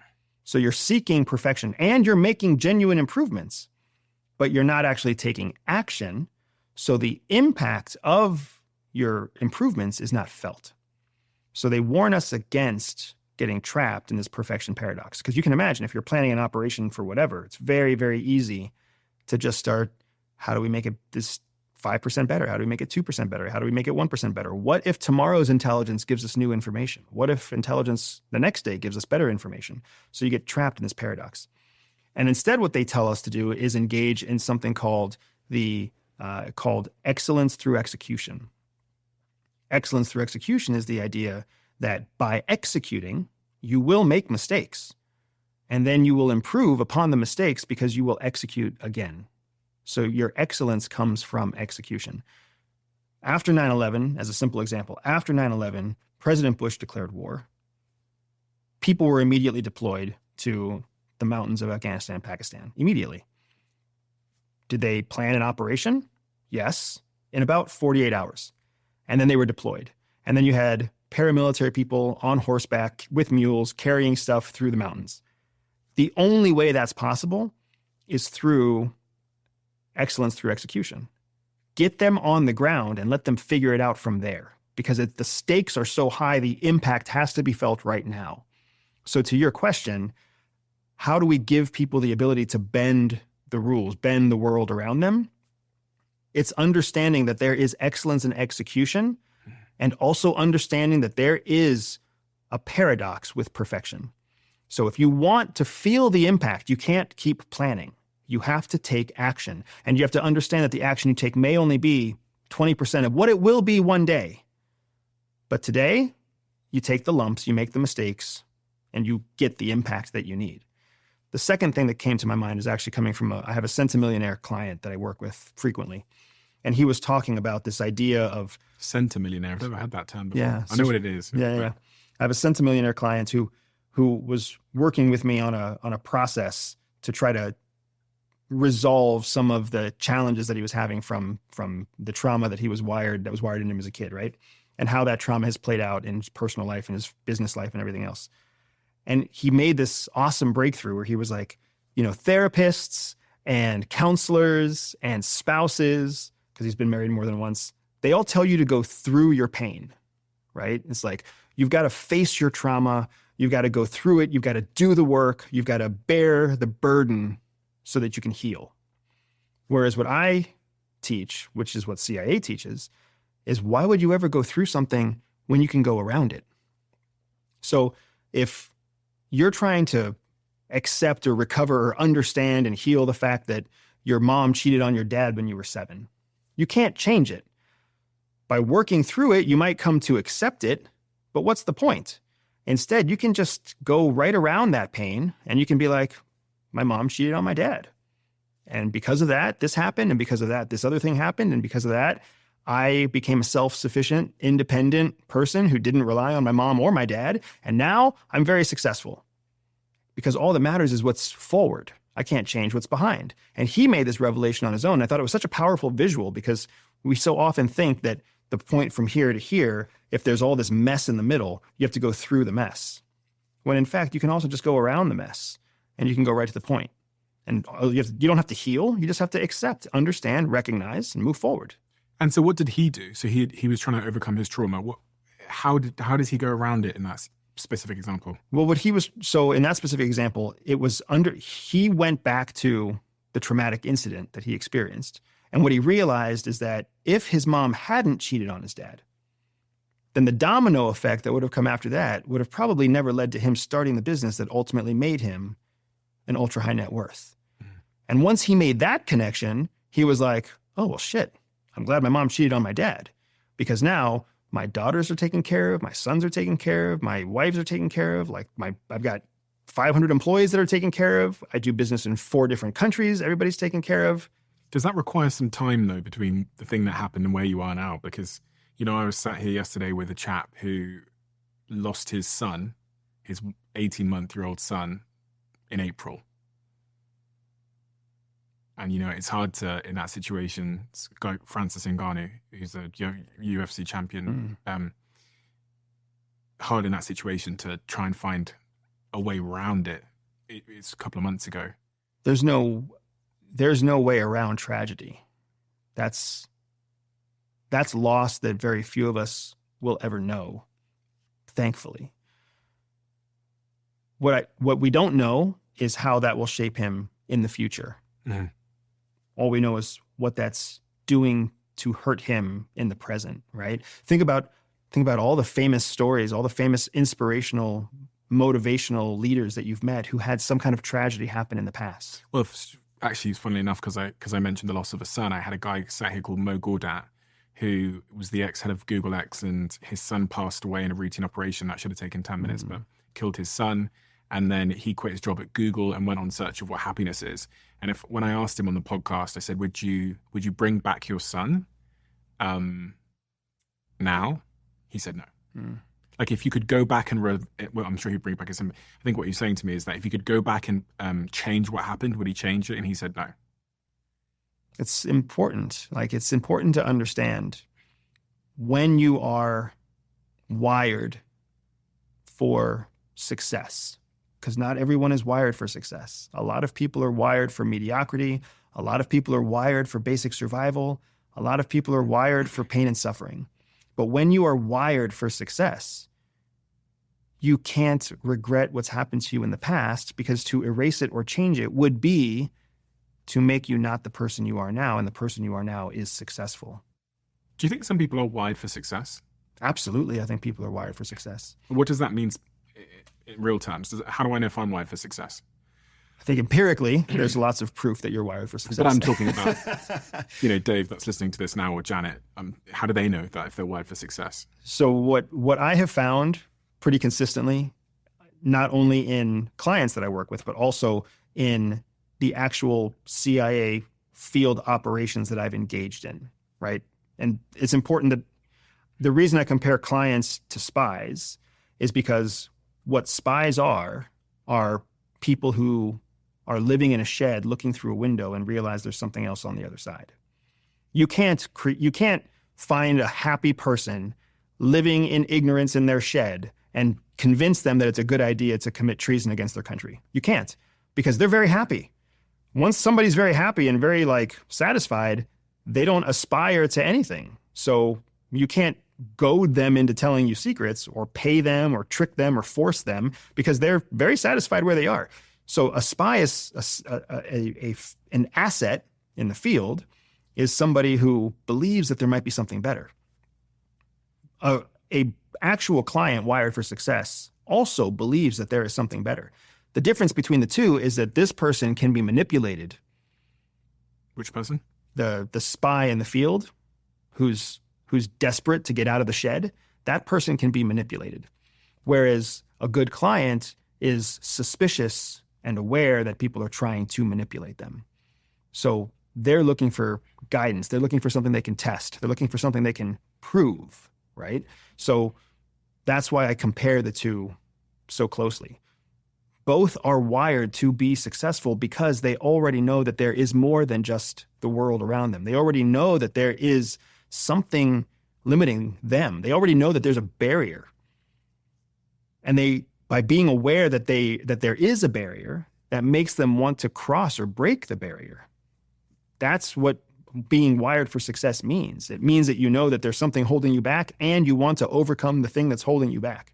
So I'm thinking now, I was in a black cab the other day in London, and I have so many conversations with black cab drivers in London because a lot of them, obviously because of the nature of their work, they listen to podcasts and the radio and such. And so sometimes they recognize me and they'll say, I was, listening to your podcast, I love it, etc.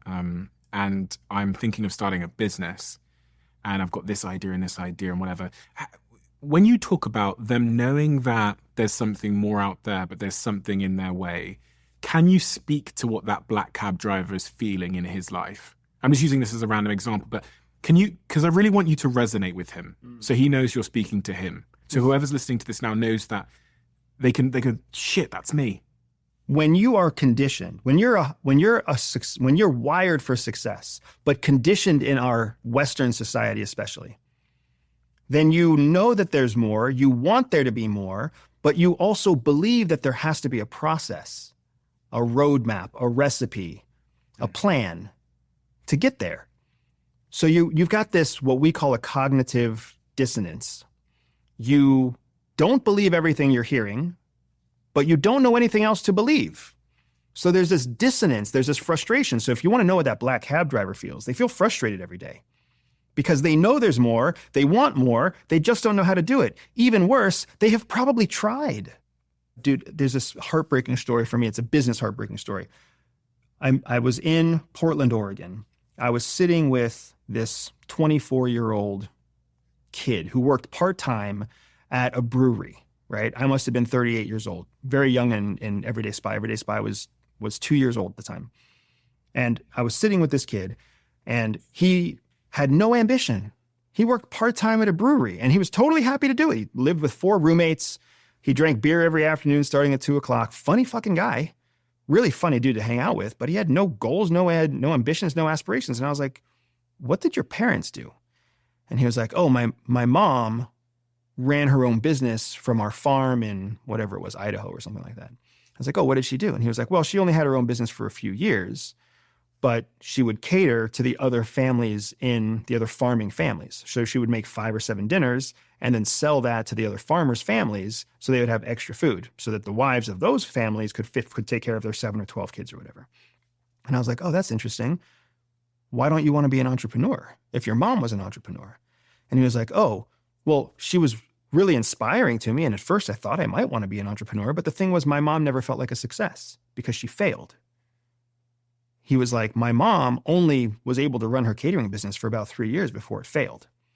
And I was like, well, why did you say she was an entrepreneur? And he was like, because to me, she was. She started a business. She ran it for 3 years, doing what she loved. She was an entrepreneur. But then all that work, she still failed in the end. So his rationale was, why even try? But he still looked up to his mom as being an entrepreneur. So the thing that kills me is that there are so many entrepreneurs out there who are trying and failing. And some of them, after they failed 2 or 3 times, they stop trying and they just accept the shed and they accept that this is the circle that's drawn around me and this is the way it has to be. They don't even realize that 1 or 2 or 3 or 4 more attempts is going to be when they get their big breakthrough.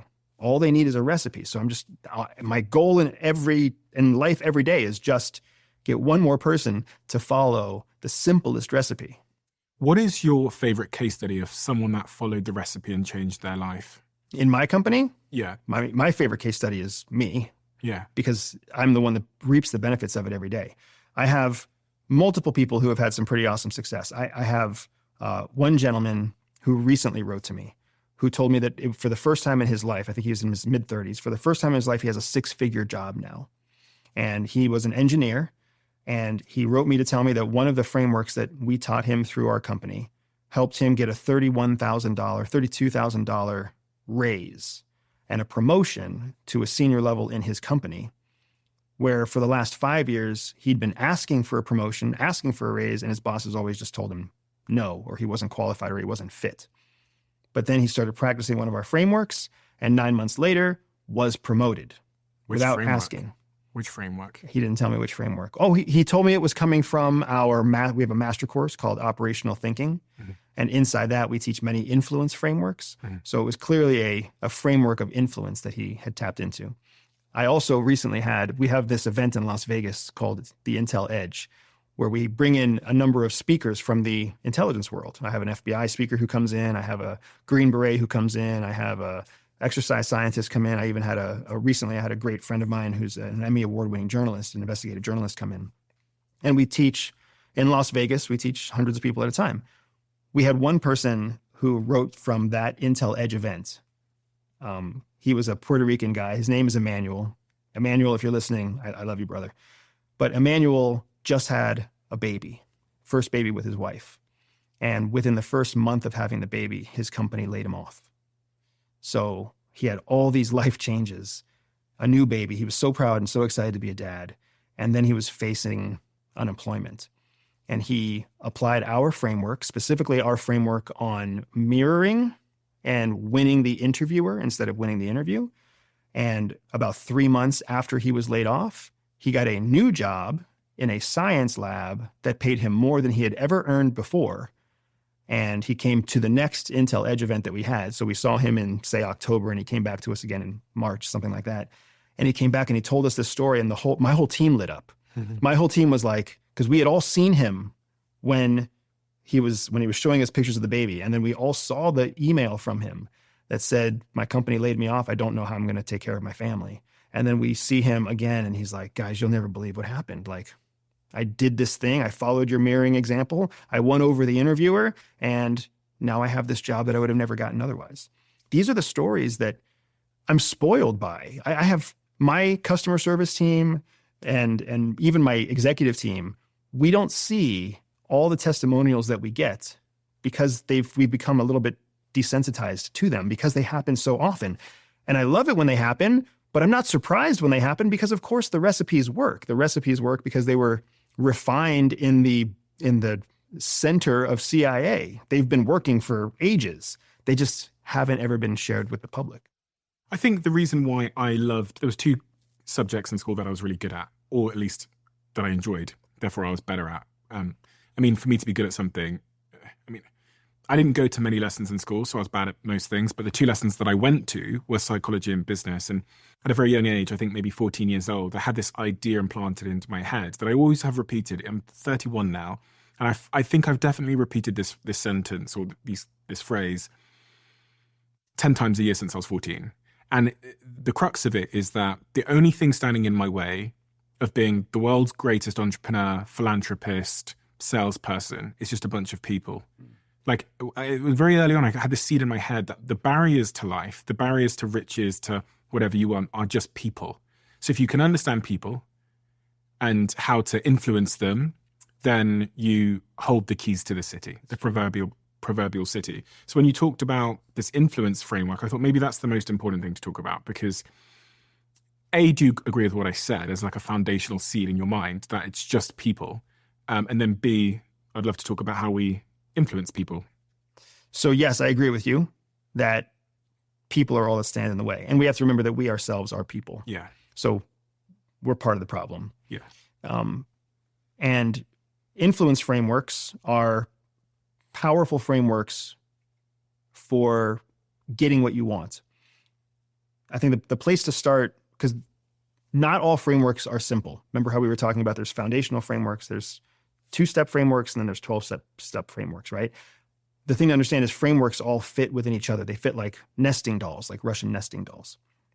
So when you learn any kind of framework that has to do with influence, what you also have to learn are the sub-frameworks inside of it to be able to execute the whole thing. Mm-hmm. But the place to really start is understand that influence and persuasion are not the same thing, right? Persuasion is what happens when you actively put energy into changing someone's mind or getting someone to take a certain action with active energy. Influence is what you have when you're not talking. So I can sit here and try to persuade you to come with me to dinner. Mm-hmm. But that's not influence, that's persuasion.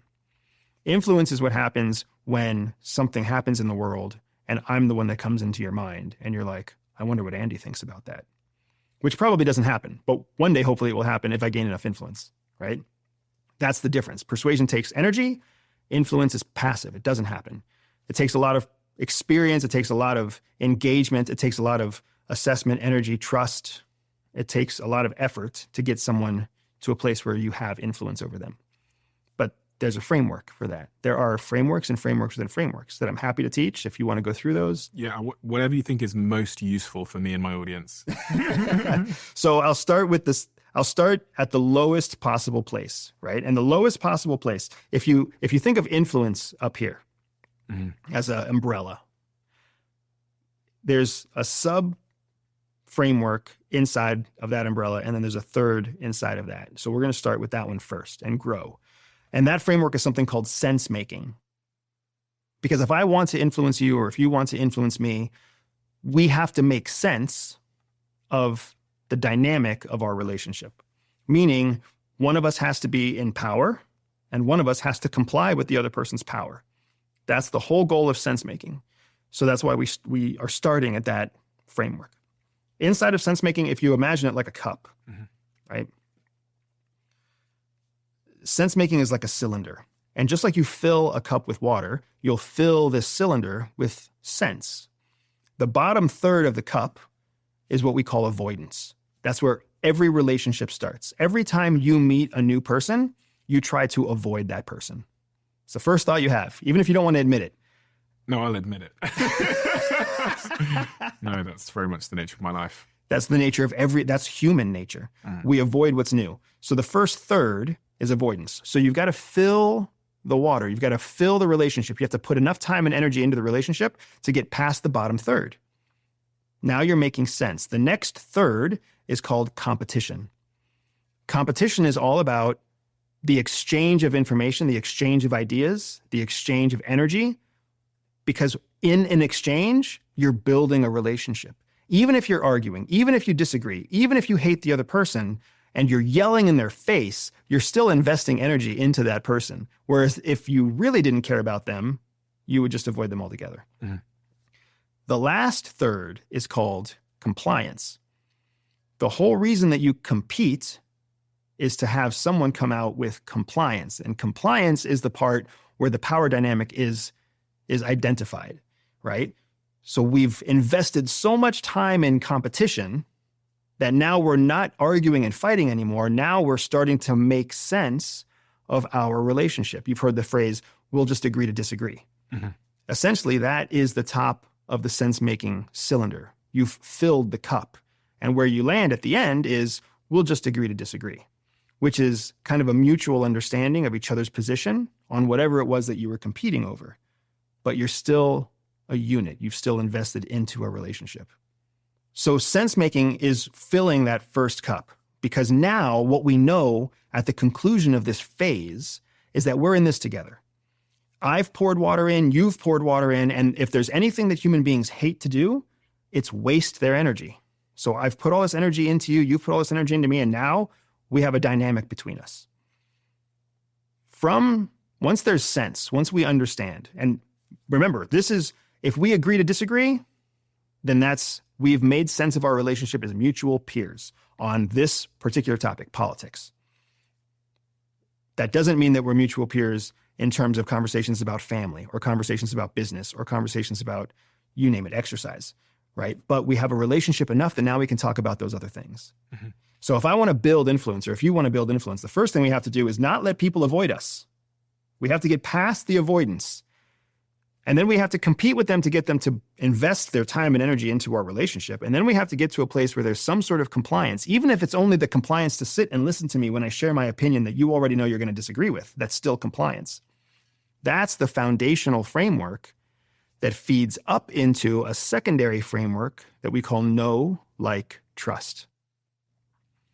Know, like, trust is something that actually exists in the social media world, which was a really awesome surprise to me to find it there. KLT, know, like, trust, starts with discovery. If you don't know something exists, you can never like it because you don't even know it exists.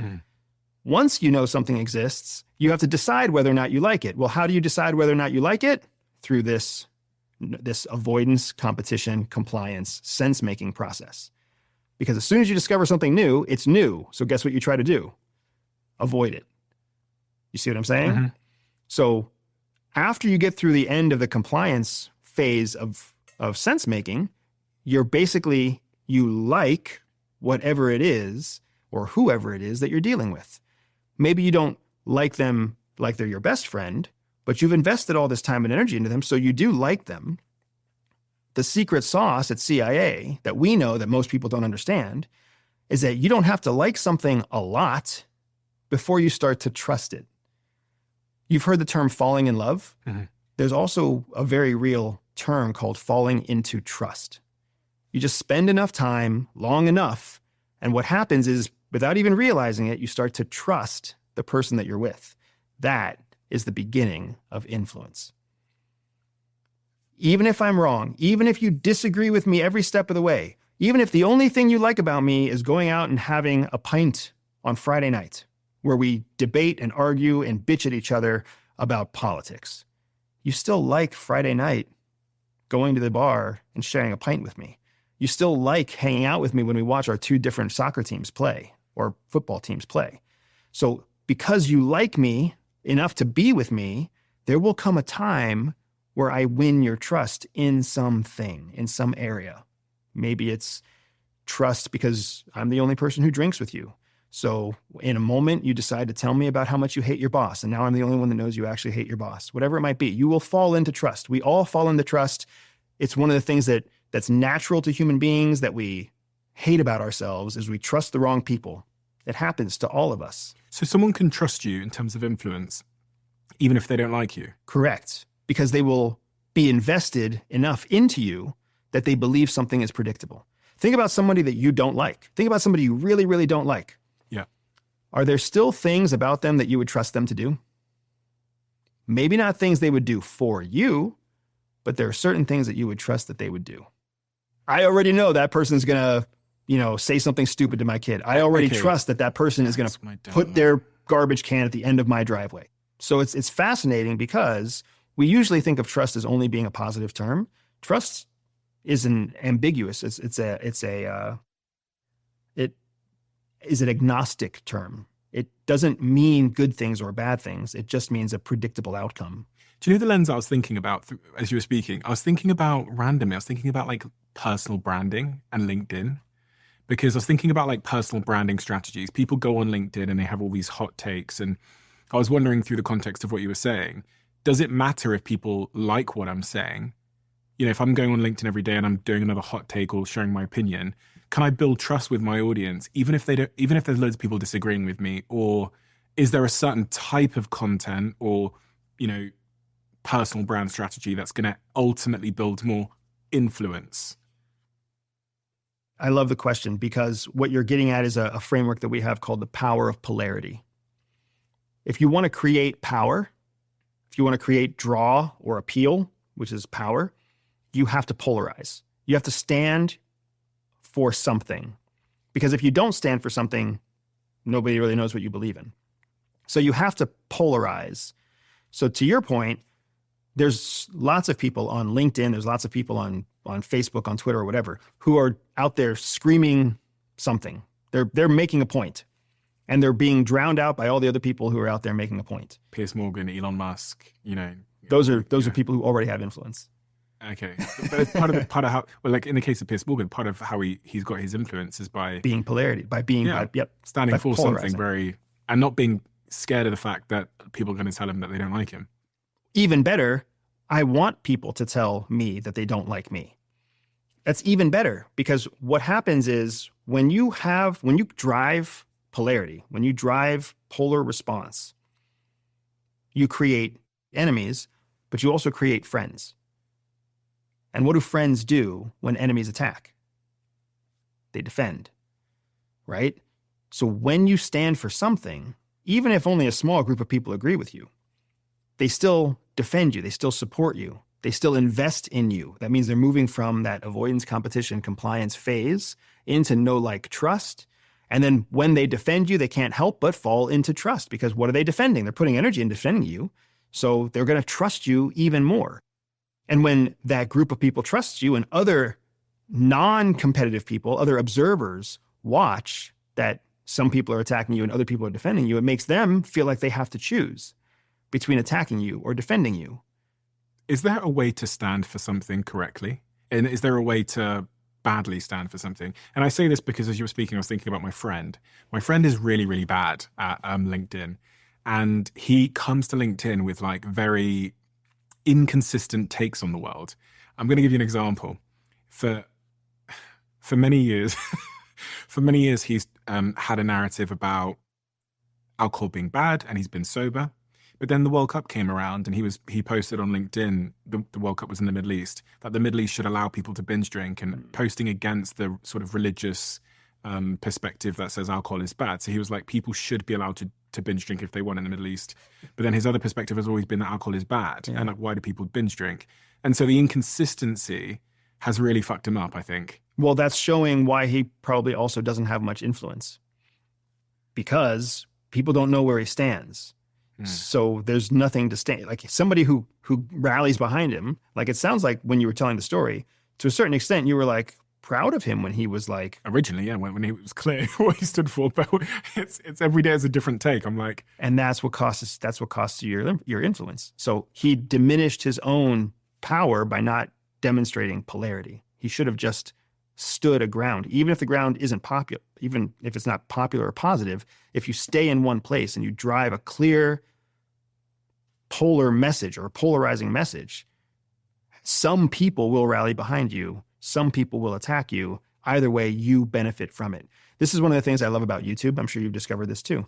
For anybody out there who's trying to make money on YouTube or grow an audience on YouTube or do anything with YouTube, needs to understand the best comments are oftentimes the worst comments. Because somebody chimes in and talks shit about something, it only instigates more people to come in and leave a comment. And guess what YouTube wants? Comments.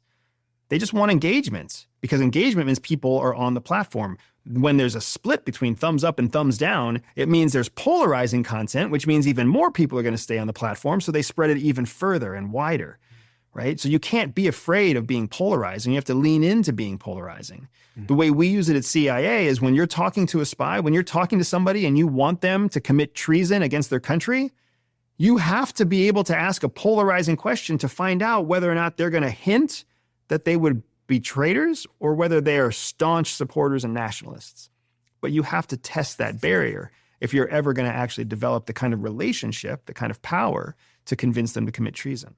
It made me think about brands as well, because, you know, there's a lot of brands out there that have done really, really well by standing for something, by being polarizing. Okay, and it was Jane Waring on my podcast that talked about her brand Dermalogica, and she said to me, you have to be willing to piss off the 80% to get your 20%. She goes, you don't need people to like you. She goes, that's not a brand. You need them to love you or hate you. She goes, that's a brand. It's genius. It's absolutely correct. She is talking about polarizing. Mm-hmm. She's talking about that know, like, trust process and getting people to go beyond like into love you or hate you. If they love you or hate you, then they are in the trust side of the know, like, trust process. They either trust what you say or they trust that they're going to hate what you say. Mm-hmm. But either way, they're in the trust part of know, like, trust. So what else do I need to know about influence and influencing other people? You know, you said persuasion is not the same as, what was the other one? Influence? Influence, yeah. Persuasion and influence are two different things. So what about persuasion then? How do I persuade somebody? Persuasion is a process that's much easier because it's really just a matter of triggering an emotional response and then guiding rational thought around that emotional response. Honestly, persuasion is what exists far more in the world than influence. Persuasion is what happens in advertising. Persuasion is what happens when you watch a commercial. Persuasion is what happens when you try to convince your kids to brush their teeth at night, or one day you will convince your children to brush their teeth at night. That's all persuasion, because you are creating an emotional message. It's a question of messaging and narrative. You're creating an emotional message. That emotional message is designed to trigger certain emotional responses in the target that you're talking to. And then you change the message itself, but you hit on the same emotion. And the reason that you do that is because after they've been hit with enough of the same emotional messages, they start to develop a cognitive rational narrative that they adopt personally. So the narrative of the deep state came from lots of emotional messages about why you can't trust the government. And then all those emotional messages turn into somebody or a group of people thinking, well, if I can't trust the government, what I can do is trust that the government can't be trusted because there's a shadow government, right?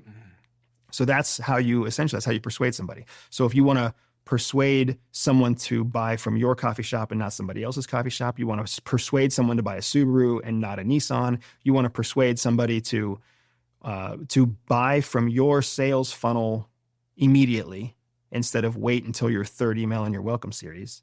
It's all a matter of being able to set up a series of emotional messages that drive a rational narrative that they decide for themselves that brings them to a place where they take an action that you want them to take. Give me an example. Okay, so let's say that you and I are trying to sell... what about this whoop on my wrist? Hashtag ad, hashtag investor, hashtag sponsor. What about this whoop on my wrist? All right. You understand how a whoop works? What is it? Tell me what it is. It's a fitness tracker, but it's a sleep tracker. It's a stress tracker. Tracks my heart rate variability. So it's biodata. Yeah. It syncs your biodata in one convenient place. Yeah. And I can see my friends' biodata as well if they accept, so we can kind of compete a little bit. So it gives accountability and a sort of shared mission. Yeah, and community, etc. Yeah. Right? So if you want to persuade people to buy your hashtag sponsor, hashtag product, hashtag investor, what's it called? Whoop. Whoop. Yeah. We want people to buy a Whoop. Whoop.com, yeah. So /DOAC. Perfect. So if we want people to buy a Whoop, we don't tell them buy a Whoop because it's an awesome bio tracker that tracks your heart rate and tracks your sleep and tracks your body temperature. We don't tell them that because there's other tools that do that. What we have to do is give them some kind of emotional message, right? So first, we're going to choose an audience that we want to create an emotional message for. We both love the women that we're with. So let's talk about people who are in a serious relationship or a committed relationship. I very much care whether my wife is healthy, whether she's sleeping well, whether she's got high stress. So now I want to craft an emotional message about how Whoop will help me make my marriage better because I'll be able to see what my wife is feeling without having to ask her. Oh, God, what every man wants, to be able to read her mind. Now people are feeling something, right? Sales. That's amazing. Say that again, down the camera. So let's come up with another message, another emotional message for the same reason, right? I really don't like bedtime because at bedtime, my wife always melts down and yells at the kids. And she melts down because she's had a rough day. And I'm coming home from a rough day and I have no idea how rough her day is. And it doesn't matter because now it's bedtime. So if I had a Whoop, what I'd be able to do is call my wife on the way home and say, hey, babe, it looks like you've had a rough day thanks to your Whoop. Why don't you take 30 minutes, go take a bath, do your whole self-care routine first, and I'll deal with the kids and I'll make dinner so that you can calm down and then you can swap out and help me and we can be a team, right? Whoop makes married couples a team again. I love that. So now what we're doing is we're messaging to make husbands and boyfriends feel a certain way about, I love her already. I want her to succeed. And I also secretly know that if she succeeds, I succeed, because guess who goes to bed with her at night? Right? That's what we're making them feel. So if we did 3, 4, 5 messages like that, even if they were bullets on a sales page instead of a phone telecom team, right? If we were to do that, what's the logical, rational outcome that any male in a serious heterosexual relationship is going to land on? They take the 30-day free trial. That's exactly what they're going to do. That's exactly what they're going to do with high probability that is empirically sound, that you can measure through clicks, open rates, and view time. Because you've crafted a persuasive message. And what do people typically do? Brands will typically come out and say something like, they'll sell it on its features. Successful brands, which is the only kind of brand that really exists, because you're not a brand until you've had success. Successful brands will do what you and I are talking about, but they won't systematize it. They'll let it be accidental. You've heard of I'm shocked how often advertising agencies create failed ads, like bad ads, because they're just throwing spaghetti at the wall. They're not following a system. They're not following a process like what we just talked about. Create a series of messages and then create a rational response that's high probability and then find a way to measure it all and then systematize it and then scale your ad spend to match the thing that you just built, right? That's not what they're thinking. They're thinking, what if we just talk about this? What if we just talk about this? This just happened in the news. Let's talk about that. So they're not using a system. The place where most people go wrong isn't with brands. It's with young entrepreneurs. It's with young entrepreneurs who become so myopically focused on their product that they forget that there's 4 P's for marketing. Product is just one of the 4, right? There's also price, there's also place, there's also promotion. Promotion is the one that I would say should be swapped with persuasion. Because if you can promote something in a persuasive way, doesn't really matter what you price it at, doesn't really matter where you put it, and it also doesn't matter what the product is. People will buy it because there's a market for everything. So the place where people go wrong isn't that they're not trying. The place where people go wrong is that they don't realize that talking about the benefits, talking about the rational benefits of the product is not persuasive. Persuasion starts with an emotional message. How do you translate that then to a interpersonal relationship context where I'm trying to, convince you talked about interviewing earlier. You said that one of your case studies is a guy that kind of learned how to interview. How do I translate that so that if I walk into any interview ever, I'm going to walk out with the job? What do you think every interviewer is looking for?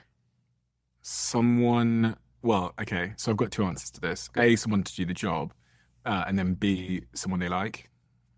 That's really what they're looking for, is someone they like. I do a lot of interviewing. I spend a lot of my time interviewing. When I'm not doing this, I'm basically interviewing people. So I've come to learn my own biases in that regard a little bit. But you're so right. It's heavily about if you like the person.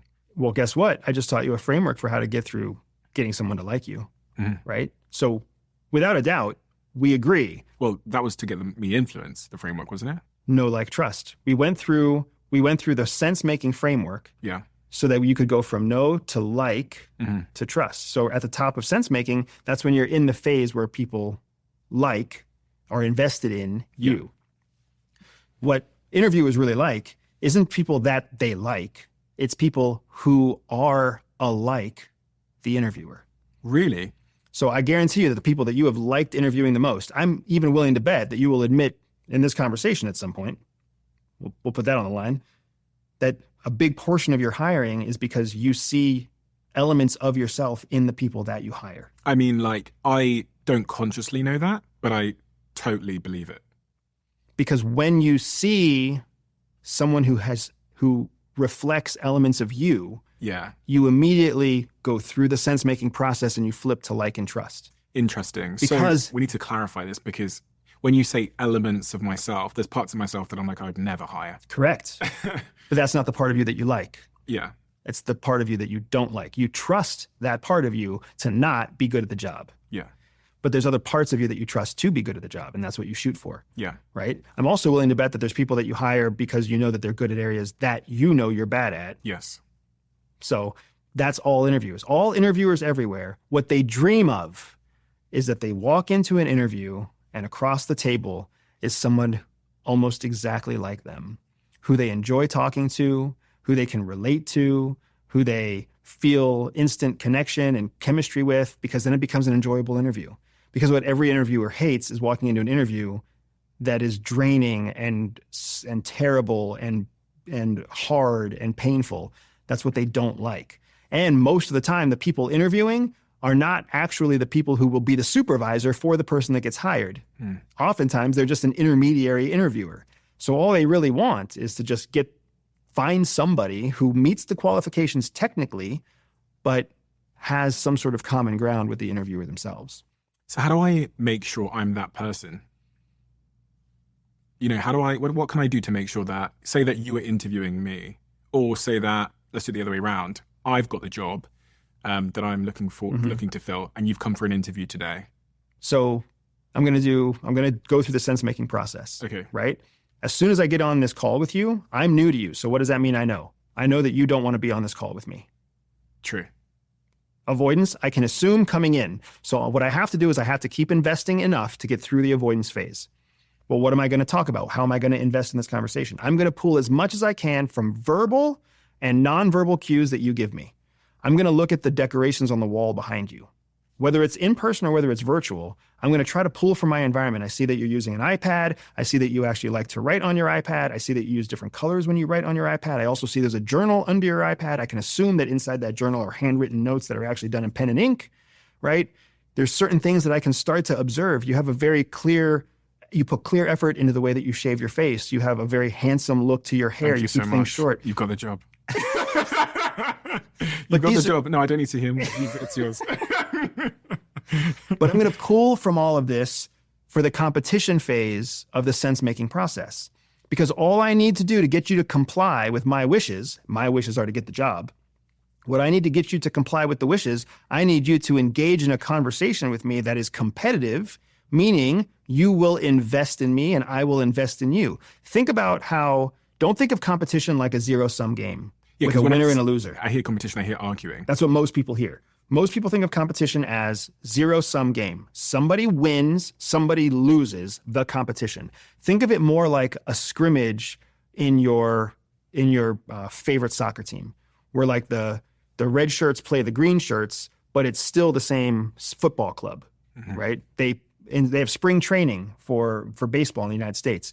It's all the Yankees, but they're just playing the Yankees to practice with each other. What are they doing? They're competing. They're honing their craft through competition. They're investing in each other, right? They're pitching and batting and trying to strike each other out and trying to catch each other at the bases, but it's all for themselves. It's all to improve the whole of the team.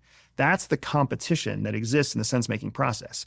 I want to invest in you with my thoughts and my ideas and my questions, and I want you to invest in me with your thoughts and your ideas and your questions. And yes, sometimes they will be different, but in the difference, we will find the similarity. And regardless of whether we find differences or similarities, we are filling the cup of investment to get towards compliance. Okay, so give me a specific example of how you might get me to go into that competition with you. Okay, so I'm going to start. In an interview, most interviewees expect that the interviewer will ask most of the questions. Yeah. I would challenge anybody going into a job interview, ask more questions than the interviewer. Really? Ask more questions than the interviewer, because when you ask questions, especially open-ended questions, it makes the person you're talking to feel like they're interesting, feel like they're important, feel like they're special. And guess what's not going to happen with any other interview that day? Nobody is going to ask them questions. So if you were interviewing me for a job and we met on the phone, I would say, Stephen, thank you very much for making time to talk to me. How's your day today? It's been great, thank you.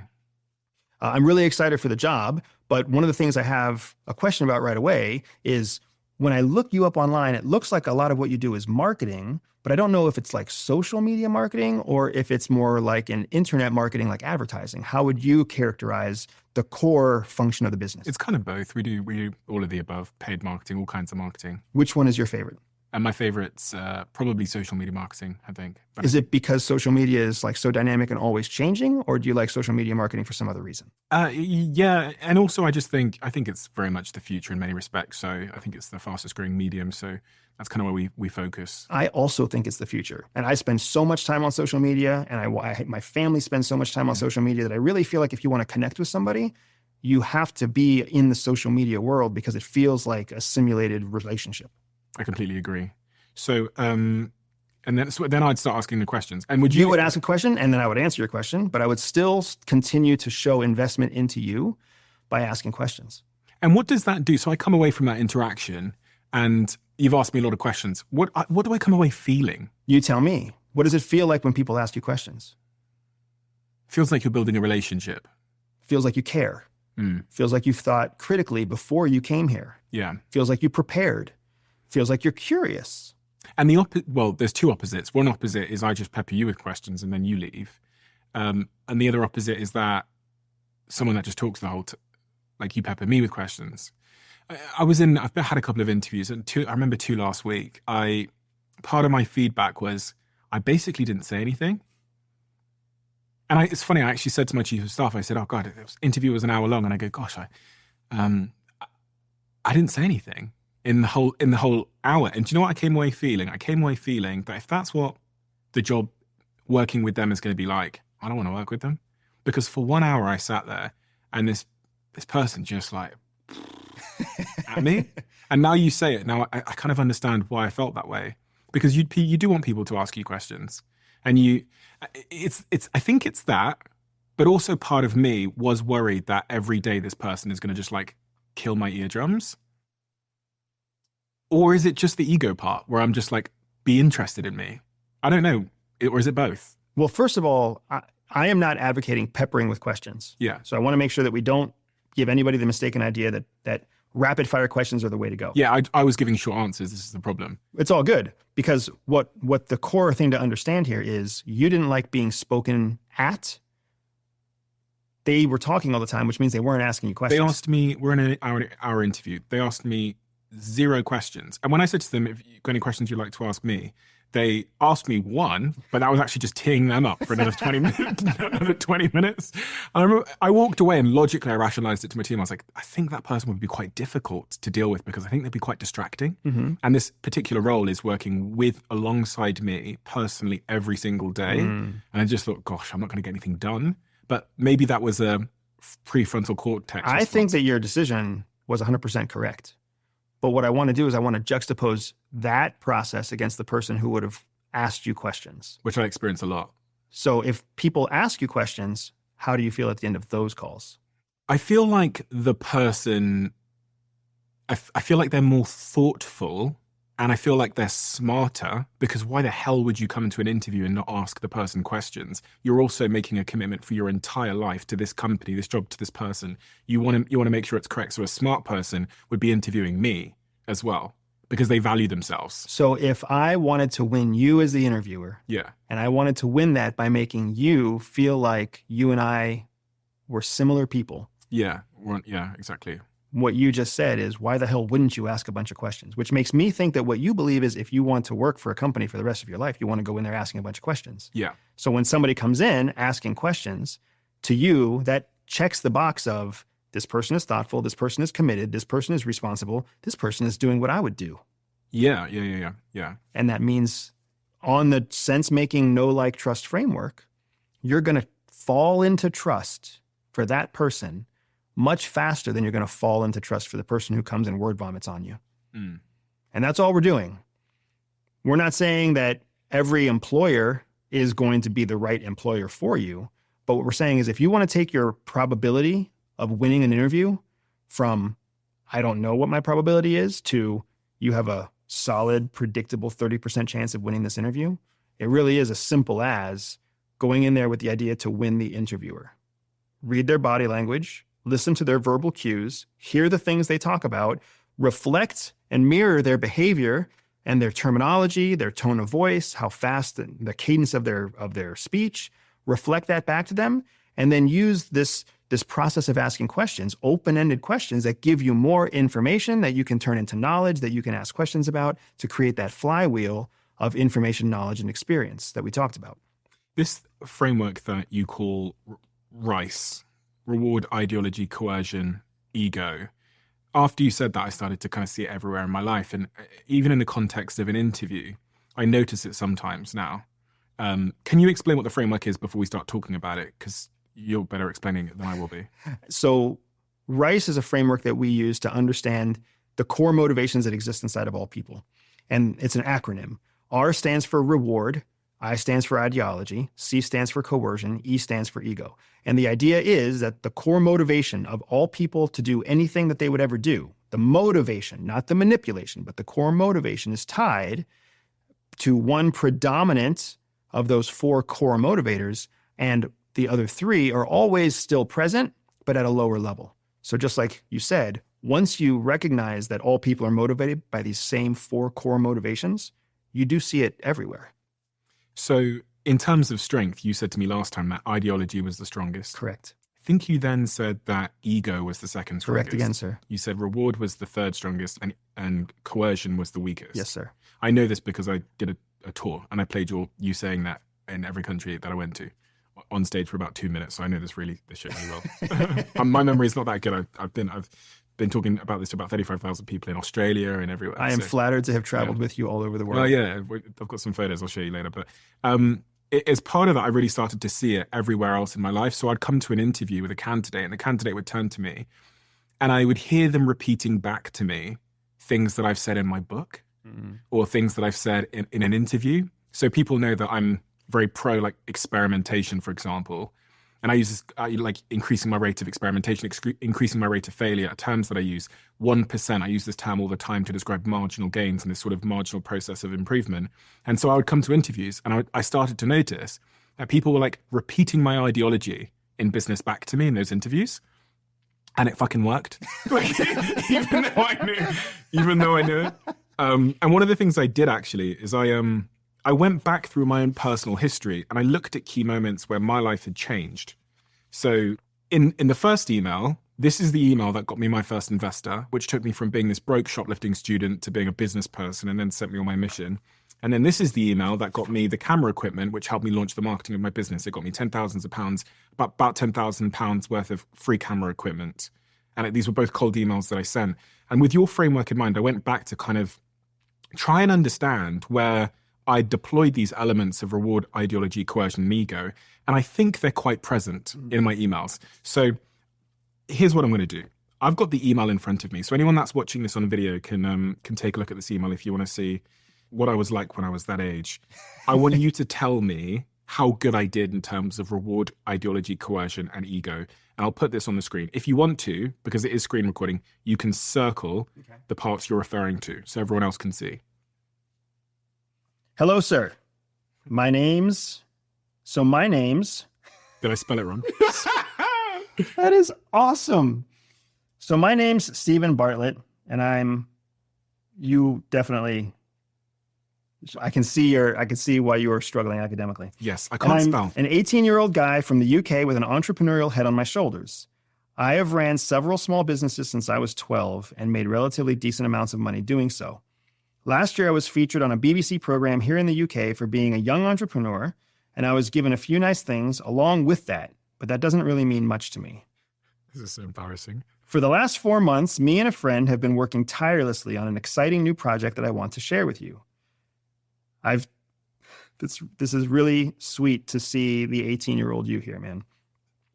I've been tuned into your blog for a long time now, and I'm familiar with your story, so I would love your opinion of what I'm doing. So this is really good stuff. Your blog, your story, your opinion.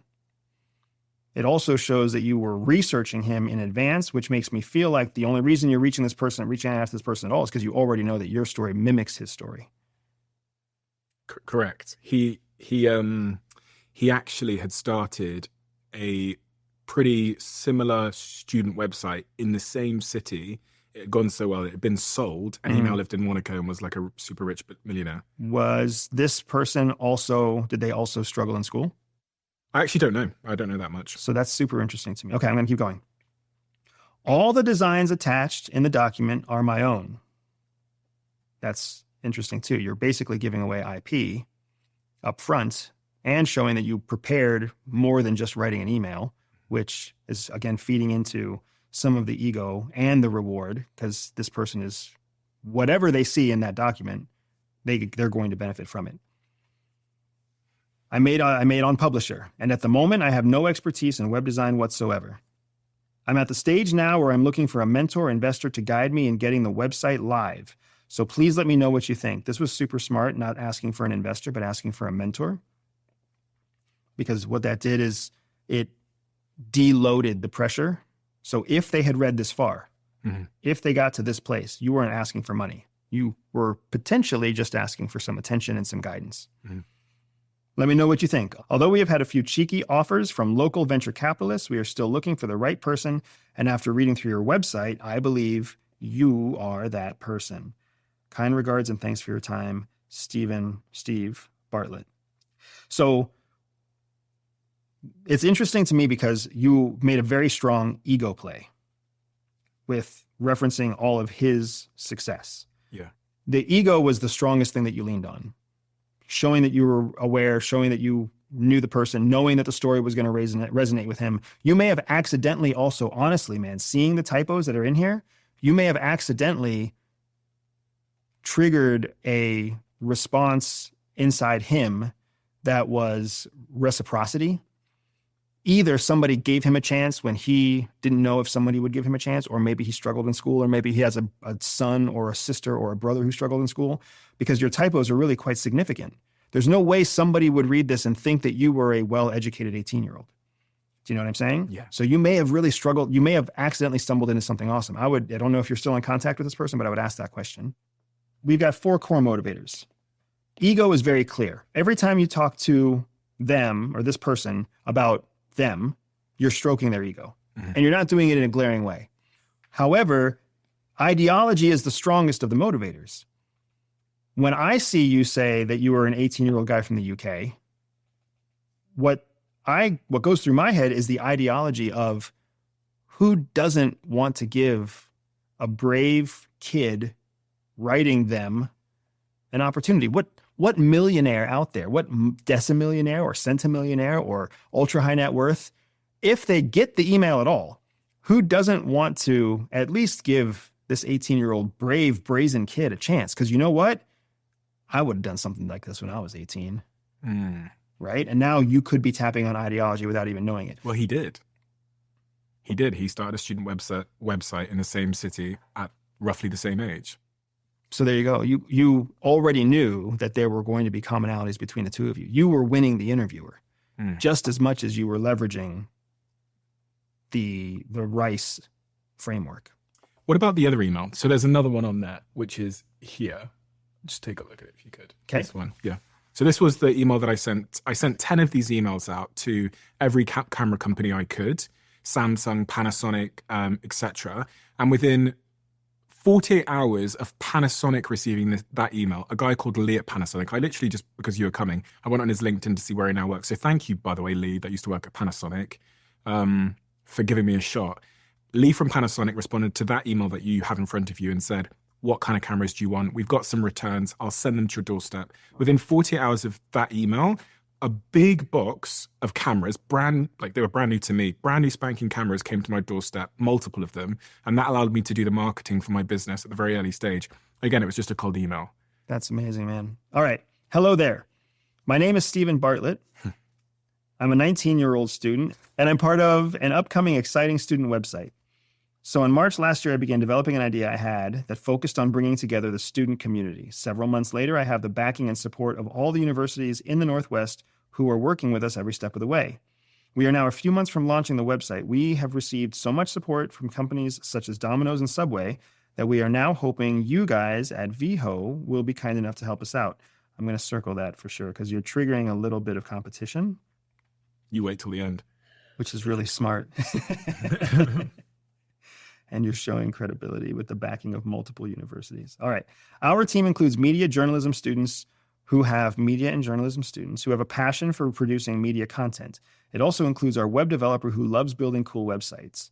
It includes the universities and the university unions who are supporting us constantly, and it includes our mentors who are social media and web experts. You are really hitting reward high here because you're basically saying all of these people are going to know that you're helping. Mm-hmm. Like all these universities, all these students, media and journalism, guess what they both need? Cameras. Mm-hmm. So you're really leaning hard into the reward here, and it's pretty awesome.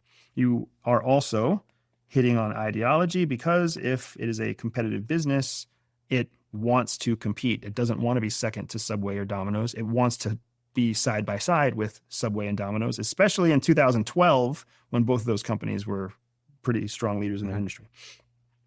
This is going to be a national student website, and one feature of our website involves us producing our own video content from the student community. This can range from students interviewing famous people, students reviewing student events, to student reporters covering news events. In order for this to be the case, we are in need of an HD video camera and wanted to know if Witho would be kind enough to donate one.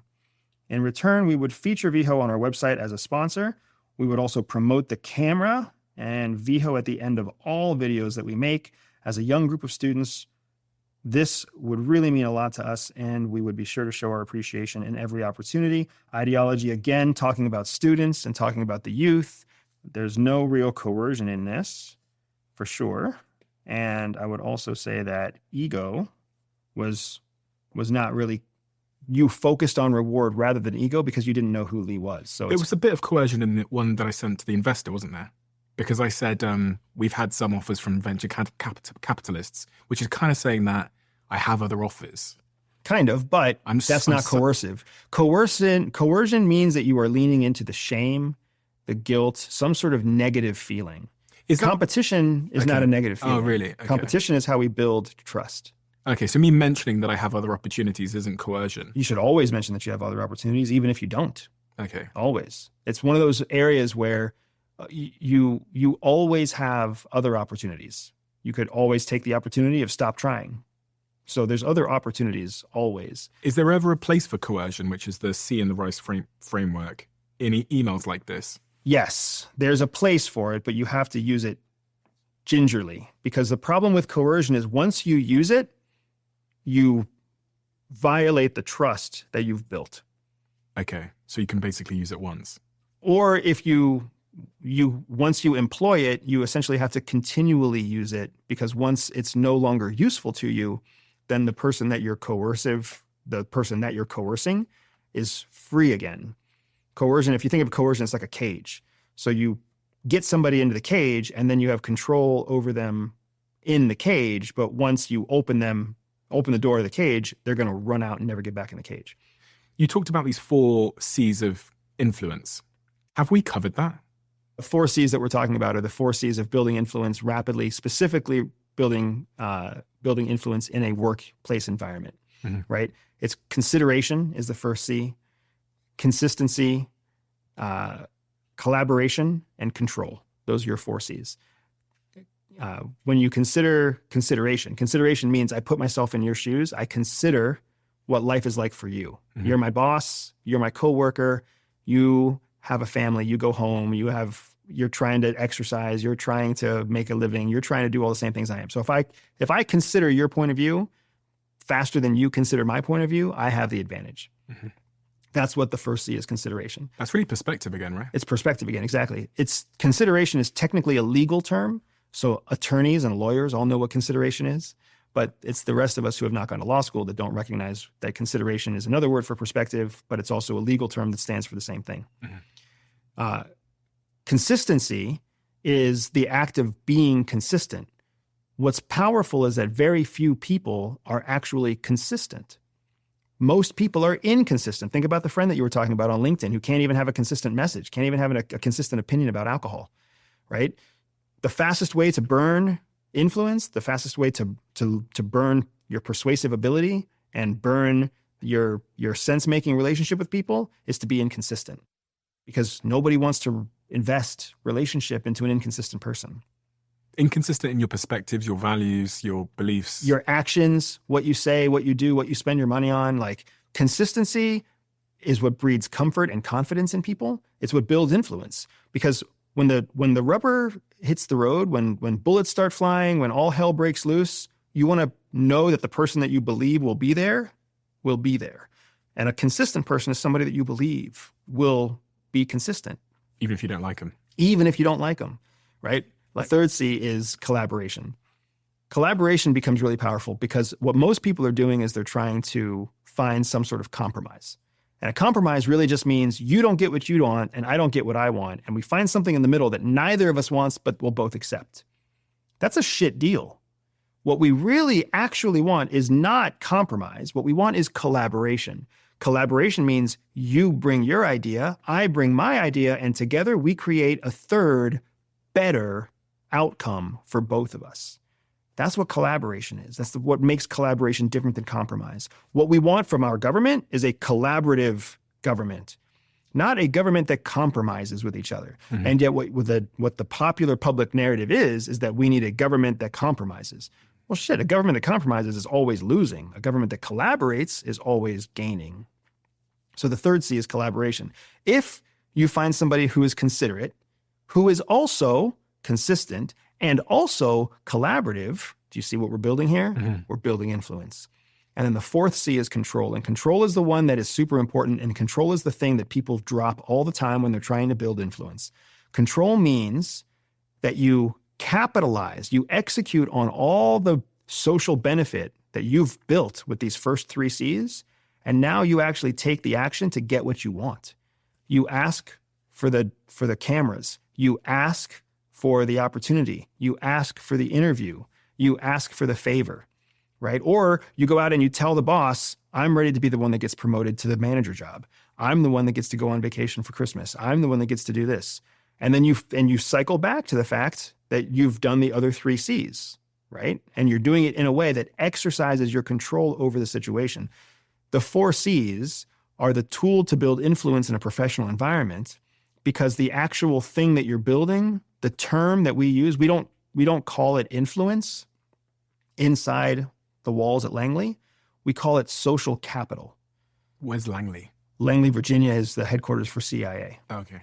So we call it social capital because just like real currency is capital, when you engage in the process of building influence using the 4 C's, what you're actually building is a savings account of social capital. You're building reciprocity. You're building leverage. You're building favors. You're building IOUs. So when you have this pile of money, the only thing that you can do with a pile of money is spend it. So you have to spend it to get what you want. And that's what the control is. That's what the C is in the 4 C's of building influence through social capital. Is that what great leaders do? What great leaders do is they find either they're taught a process similar to this, or they learn the process over time.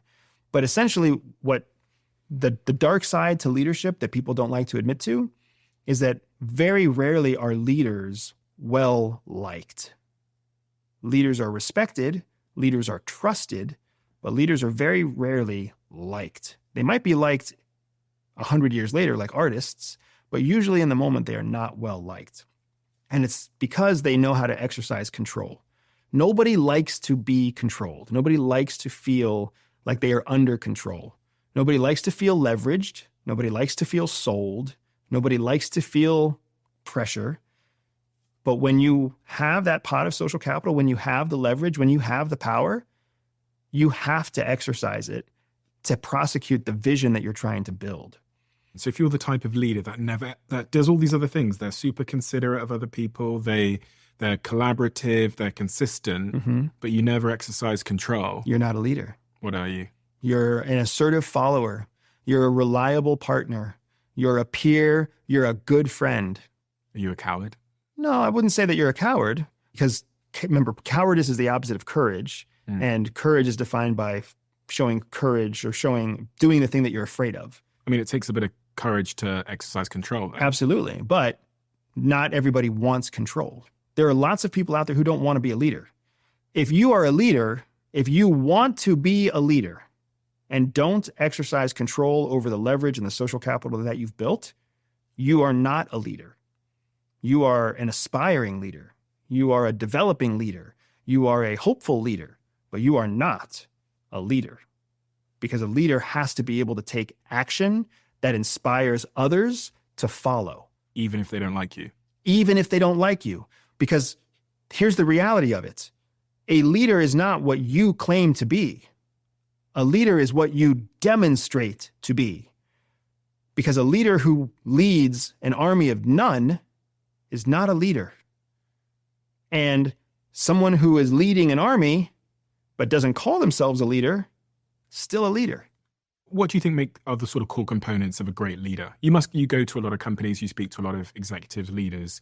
What are the ones that you respect the most, whether they're clients of yours or people you've seen within history? There's an element of honesty that's critical to a leader. Like, you have to be honest and you have to be objective about what you see, what you feel, what you experience. Because true leadership means that you have to execute against a vision and you have to inspire people to follow you. If you're not honest about why you do what you do, if you're not objective about the current reality, then there's no way that you're going to be able to cast a vision that's realistic and ignite an audience of people to follow you towards that vision. So honesty is critical. Objectivity is critical. Leaders also have to have an incredible amount of courage, because they're always doing something that they're afraid of. They're always taking the next risk. They're always challenging the the misbelief or the incorrect information. They're always upsetting their spouse. They're always missing out on time with their children. They're always stepping on the toes of half of their company. They're always upsetting somebody. You can't be a leader without having the courage to hurt 80% of the people that you talk to. Because if they're not completely in line with the vision that you're trying to lead towards, they need to be brought in line with the vision that you're leading. And that sometimes that means you're going to tell them bad news. Sometimes that means you're going to slap them over the back of the head. Sometimes that means you're going to cut them off and let them float. So you have to have courage, which specifically means doing the thing that you're afraid of to be a leader, which is why to me, the most important component of being a leader is accepting that you will be lonely forever. That's the unfortunate fact of being a leader. It's lonely at the top. And every general has talked about it. Every president has felt it. There's a reason presidents go gray. Michelle Obama will look very good when she's gray. But you have to be willing to be lonely. If you're not willing to be lonely, then you're not courageous enough to be lonely. Then you're not fit to lead. You walk through life like seeing people, be honest, as kind of puppets. Not puppets, no. Not puppets. I do walk through life seeing people as worthy or unworthy investments. Interesting. Because especially it's to kind of bring it full circle back to losing my grandmother. We only have a certain number of minutes, seconds, breaths. So I feel like I was blessed and privileged to get the skills to rapidly identify the people who are worth my breath, the people who I can invest in with my words and my thoughts and my actions and my time. And those people will create an ROI that doesn't pay me back, but pays back my children and my children's children, because the people who learn and who apply and who support the work that I'm doing are the people who will make the future, the world of tomorrow. And the world of tomorrow is not for me. The world of tomorrow is for my family. So I feel like, unfortunately, that is what a lot of my relationships boil down to. And the people that Transactional. But all relationships are transactional. We just don't like to admit it. For me, I feel like because I already know all relationships are transactional, I now cultivate the transactions that yield the most, rather than transactions that just happen, where so many people are trapped in relationships where they don't have any return on investment from that relationship. Or even worse, they keep investing in the relationship and it's a money pit and it just keeps taking and taking and it never gives back. And they don't know how to get out of that relationship, or they feel trapped, or they feel lost, or they feel abandoned. If I had to pick between being somebody who literally looks at everybody as a win or lose transaction, or being a person who's constantly investing in the wrong person, I'm very happy to be where I'm at on this fence. Does that change your life in some respects? Because if I looked at what people will be thinking, they'll be thinking, oh God, Andrew, that's a sad life. That's a sad life, just to see everything as a transaction. It's not a sad life. When seeing things as transactions is not the same thing as accepting that everything is a transaction. I don't see everything as a transaction. I don't see my children as some sort of return on investment. I don't see time with my wife as some sort of return on investment. I don't see it as a transaction, but I accept that what it is a transaction. They want love, they want attention, they want affection. In return for that love, time, attention, and affection, they will give love, time, attention, and affection, and we will build positive memories for the future. It's transactional. If I want my wife to be okay with me taking a 12-day work trip, I have to put a little bit of time and effort into the 12 days before the 12 days that I leave, because I have to build some goodwill. Like, we understand that this is how it works intrinsically. We just don't want to accept that what we're talking about is a transaction. Going to the bank and saying, I'm going to take a loan in a little while, so I need to fill out my paperwork and get pre-approval. Like, it's the same concept. It's the same process. It doesn't mean I see everything through a lens of cold, hard transactional relationships. I see a lot of life that way, but I don't see all of life that way. And the parts of life that I do see as transactional, I leverage that perspective so that I can maximize my investment in the relationships that I do not see as transactional. It's so true. I think the big takeaway for me and all of that as well is just thinking about the relationships that are really doing nothing for you. I've got a couple of relationships like that really probably aren't doing anything for me. And it sucks. Even at our level, it sucks because you still see yourself doing it. Yeah. Like, why am I doing this? Yeah. Like, shouldn't I know better by now? And inevitably, like, you come back. It's like getting drunk. I guess you don't know what it's like to do that. Most people know what it's like. I used to get drunk. You get drunk, you get sick from being drunk, and what's the next thing you tell yourself? I'm never getting drunk again. And then it happens again, and you feel like an idiot. It happens in business, it happens in life, it happens everywhere. Some people do really waste their entire lives just like entertaining relationships that are doing zero for them. They like go for lunch and brunch and like the 2-hour phone call and the small talk on WhatsApp just for nothingness. They're pouring all of their life into these nothing relationships, these sewers, these leeches of relationships. If they don't recognize that it's a transaction. And they ask themselves continually, what is this doing for me? Correct.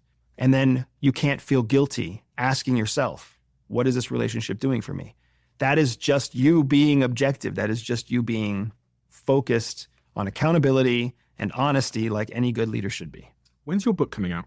You've got a book, your new book that you told me last time was on the way, but the CIA weren't approving it. Correct. They have still not approved it. We are actually expecting by end of month this month to get their formal approval. Once it happens, I will let you know for sure. Okay. Because trust me, my publisher is also very nervous about when CIA approves the book. So the book is called Red Cell. Red Cell. Probably going to be released in summer 2025, but pre-orders will be available maybe by the time this episode comes out. If that's the case, we'll link it below. Oh, that would be exciting. Just the pre-orders. Absolutely. Very exciting. What is the book about? The book is finally, my wife and I get to release the details of our operational history together, and that is what the Red Cell is about. Oh, wow. It's about what we did together in the field as a tandem clandestine couple, how we operated, how we worked together, how we managed our marriage and our operations, and the team that we built around us. It was all very unique at the time, and we're very proud of it. But it's sensitive, and CIA does not like telling sensitive stories. For anybody else that wants to check out where you can support them in the meantime, Everyday Spy is the key place to go to the website, everydayspy.com. Absolutely. Everydayspy.com. You can also find us on YouTube, on the Everyday Spy podcast. And of course, you can find us on social media everywhere at Everyday Spy. Your channel. I really love it. I appreciate it. I really love all the work that you do. And I think it's so important because you're so honest. And there's very little bullshit with you. There's very little virtue signaling, which means that we can just be grown-ups and talk about the reality of things. We don't have to fluff around things. So it's really, really, really great to talk to you all the time. And I think that's also why you're so resonant, because people, they trust you. And it goes back to what we were saying. Even if they don't like me. Even if they don't like you, they trust you. I think people like you. People love you. People in our comment section. Obviously, you get the conspiracy theory lot. I think you're still like part of the CIA or whatever, but side of that, people are so happy, and they do appreciate the work you're doing, because it does help people change their lives. Because as you said, so many people are trapped in that shed, and as you said, they know that there's something out there better, and they've tried a bunch of shit and they're still in the shed, and you give them a rubric, a framework to start to run tests in their life to see if there's a way out the shed. And it's not going to be simple, and it's not going to be easy, because if it was, it wouldn't be worth it. But there is a way, and that hope alone, I think, can really get people off the sofa and towards the life that they deserve. So thank you, Andrew. We have a closing tradition where the last guest leaves a question for the next. Question left for you is, presumably, you either do or don't lean toward believing in an afterlife or something after death. If your belief were proven definitely wrong, how would it change your behavior today? So which one do you believe, I guess? I believe in an afterlife. Interesting. I believe in an afterlife. I don't think I can conceptualize what that would be, but I believe that there is something after we pass. And if that was proven definitively wrong, you know what's really fucked up is if that was proven definitively wrong, I would probably still challenge the proof. It would be hard to let that go. It would be hard to trust the proof. I guess the answer then to the question is, how would my life change? I would spend a lot more time thinking and challenging the belief that I currently spend no time reflecting or thinking about. Does that make sense? So yeah, you'd spend more time challenging the belief that there's an afterlife. Yes, which is kind of crazy. I would spend more time and energy challenging the proof that proves my fundamental belief wrong. I would spend more time in that thought process than I spend in that thought process now. Why? To try and change it? I don't think I think it's because it would create such a sense of dissonance in my head, because I've believed it for so long, and now it's definitively proved wrong. It's not like you can just flip a coin and be like, oh, I was wrong. But moving on. In this example, you would basically be there. You'd be proven. I know. So you'd be convinced. So you wouldn't actually be interrogating it, because that's what you would believe. So I guess you're right. If the question is assuming that as soon as the proof comes out, I accept the proof and I accept the new reality. Yeah. I can, that's a fair question too. That's a fair interpretation. I think I would probably be that much more cautious and careful with the life that I have, to know that there is no second life. There's no after chance. There is no coming back and visiting your children, their dreams. There is no meeting them in heaven. There is no nirvana. There really is just black after you pass. Would make me that much more invested in the moments that I have now, because it's all I got. Would it change any decision you've made? In the past? Yeah, just like the day-to-day decisions. Would you? Damn, it would. This question sucks, man. Good question, shitty answer. If I knew that and I had to go back, I would change all sorts of things. I would take less risks, like less physical bodily risks. I would have never learned how to ride a motorcycle. I would have never skydived. I would have never learned to free dive. I would have never learned to sail. I would have never joined the CIA. If I knew there was no chance that this is the one chance you get, I would probably live a very dull, boring, and conservative life. Do you know what's interesting is I don't think there's an afterlife. And I skydive, and I think I take risks. But I'm okay with the fact that I don't think anything happens after I die. Yeah. Because I think I was totally okay. Someone said, I think it was Ricky Gervais said this once. How did you feel 100 years ago? I want nothing. I want us to have a beer 6 weeks after you have a baby and talk about this question again. Can we put that on a calendar? I guess we can't put that on a calendar yet, or else you have a much happier partner. Because so children change everything too. Children change everything when it comes to your tolerance for risking yourself. I know you're telling the truth. A, because I believe you, and B, because my brother, who's a year older than me, has 3 kids. And he said something very peculiar to me one day. I said, Jason, why don't you fly to London? And he goes, Stephen, and I think he was an investment bank for 12 years, actuarial scientist. So literally his job was to assess probabilities, super genius at maths. And he was like, I know this makes no sense, but I don't want to get on a plane if my kids aren't on it. I love this. I had a similar conversation with somebody recently, and they were shocked when I said almost the same thing, because they were like, why would you want to get on a plane? If you're afraid of getting on a plane without your kids, it's because you're afraid the plane will crash. And I was like, correct. Well, then if you're willing to get on a plane with your kids, aren't you afraid it will crash? And for me, I'm like, of course it could still crash. But now I can be with my kids to comfort them in that moment, rather than they have to live a life without dad's comfort and without dad forever. I don't know why it makes sense to me, but I know that it makes sense to me. And I know that half of the people I explain that to think it's really fucked up. Maybe people that don't have kids, but that's what my brother said to me. And I sat there because he's such a logical, smart guy, and he knows the probability. He said that because I know the probabilities of planes. I know they're safe, because this makes no sense. But this is how I feel. I don't want to get on a plane and come to London unless my kids are on the plane with me. Wow. And I thought, that makes no sense to me. But the way you've explained it, it does help me to understand. So maybe 6 weeks after I have a kid, maybe I will be a bit more attached to some kind of afterlife. Or maybe not. I mean, and I'm not saying the afterlife.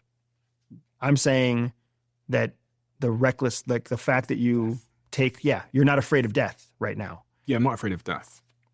No. I feel like when you have children, it changes because now it's not just your life that you're impacting. That's so crazy.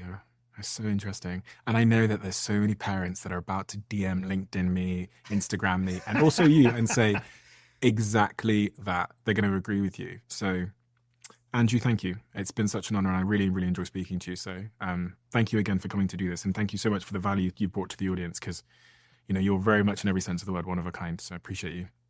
Stephen, I appreciate being here. Thank you very much for the friendship and for the opportunity.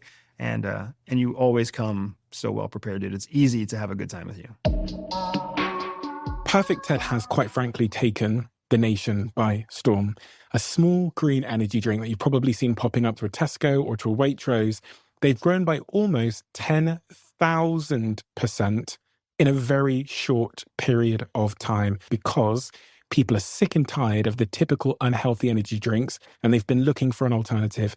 Perfect TED is the drink that I drink as I'm sat here doing the podcast because it gives me increased focus. It doesn't give me crashes, which sometimes might happen if I'm having a 3, 4, 5, 6 hour conversation with someone on the podcast. And it tastes amazing. It's exactly what I've been looking for in terms of energy. That's why I'm an investor and that's why they sponsor this podcast. And for a limited time, Perfect TED have given Diary of a CEO listeners only a huge 40% off if you use the code DIARY40 at checkout. Don't tell anybody about this. And you can only get this online for a limited time, so make sure you don't miss out.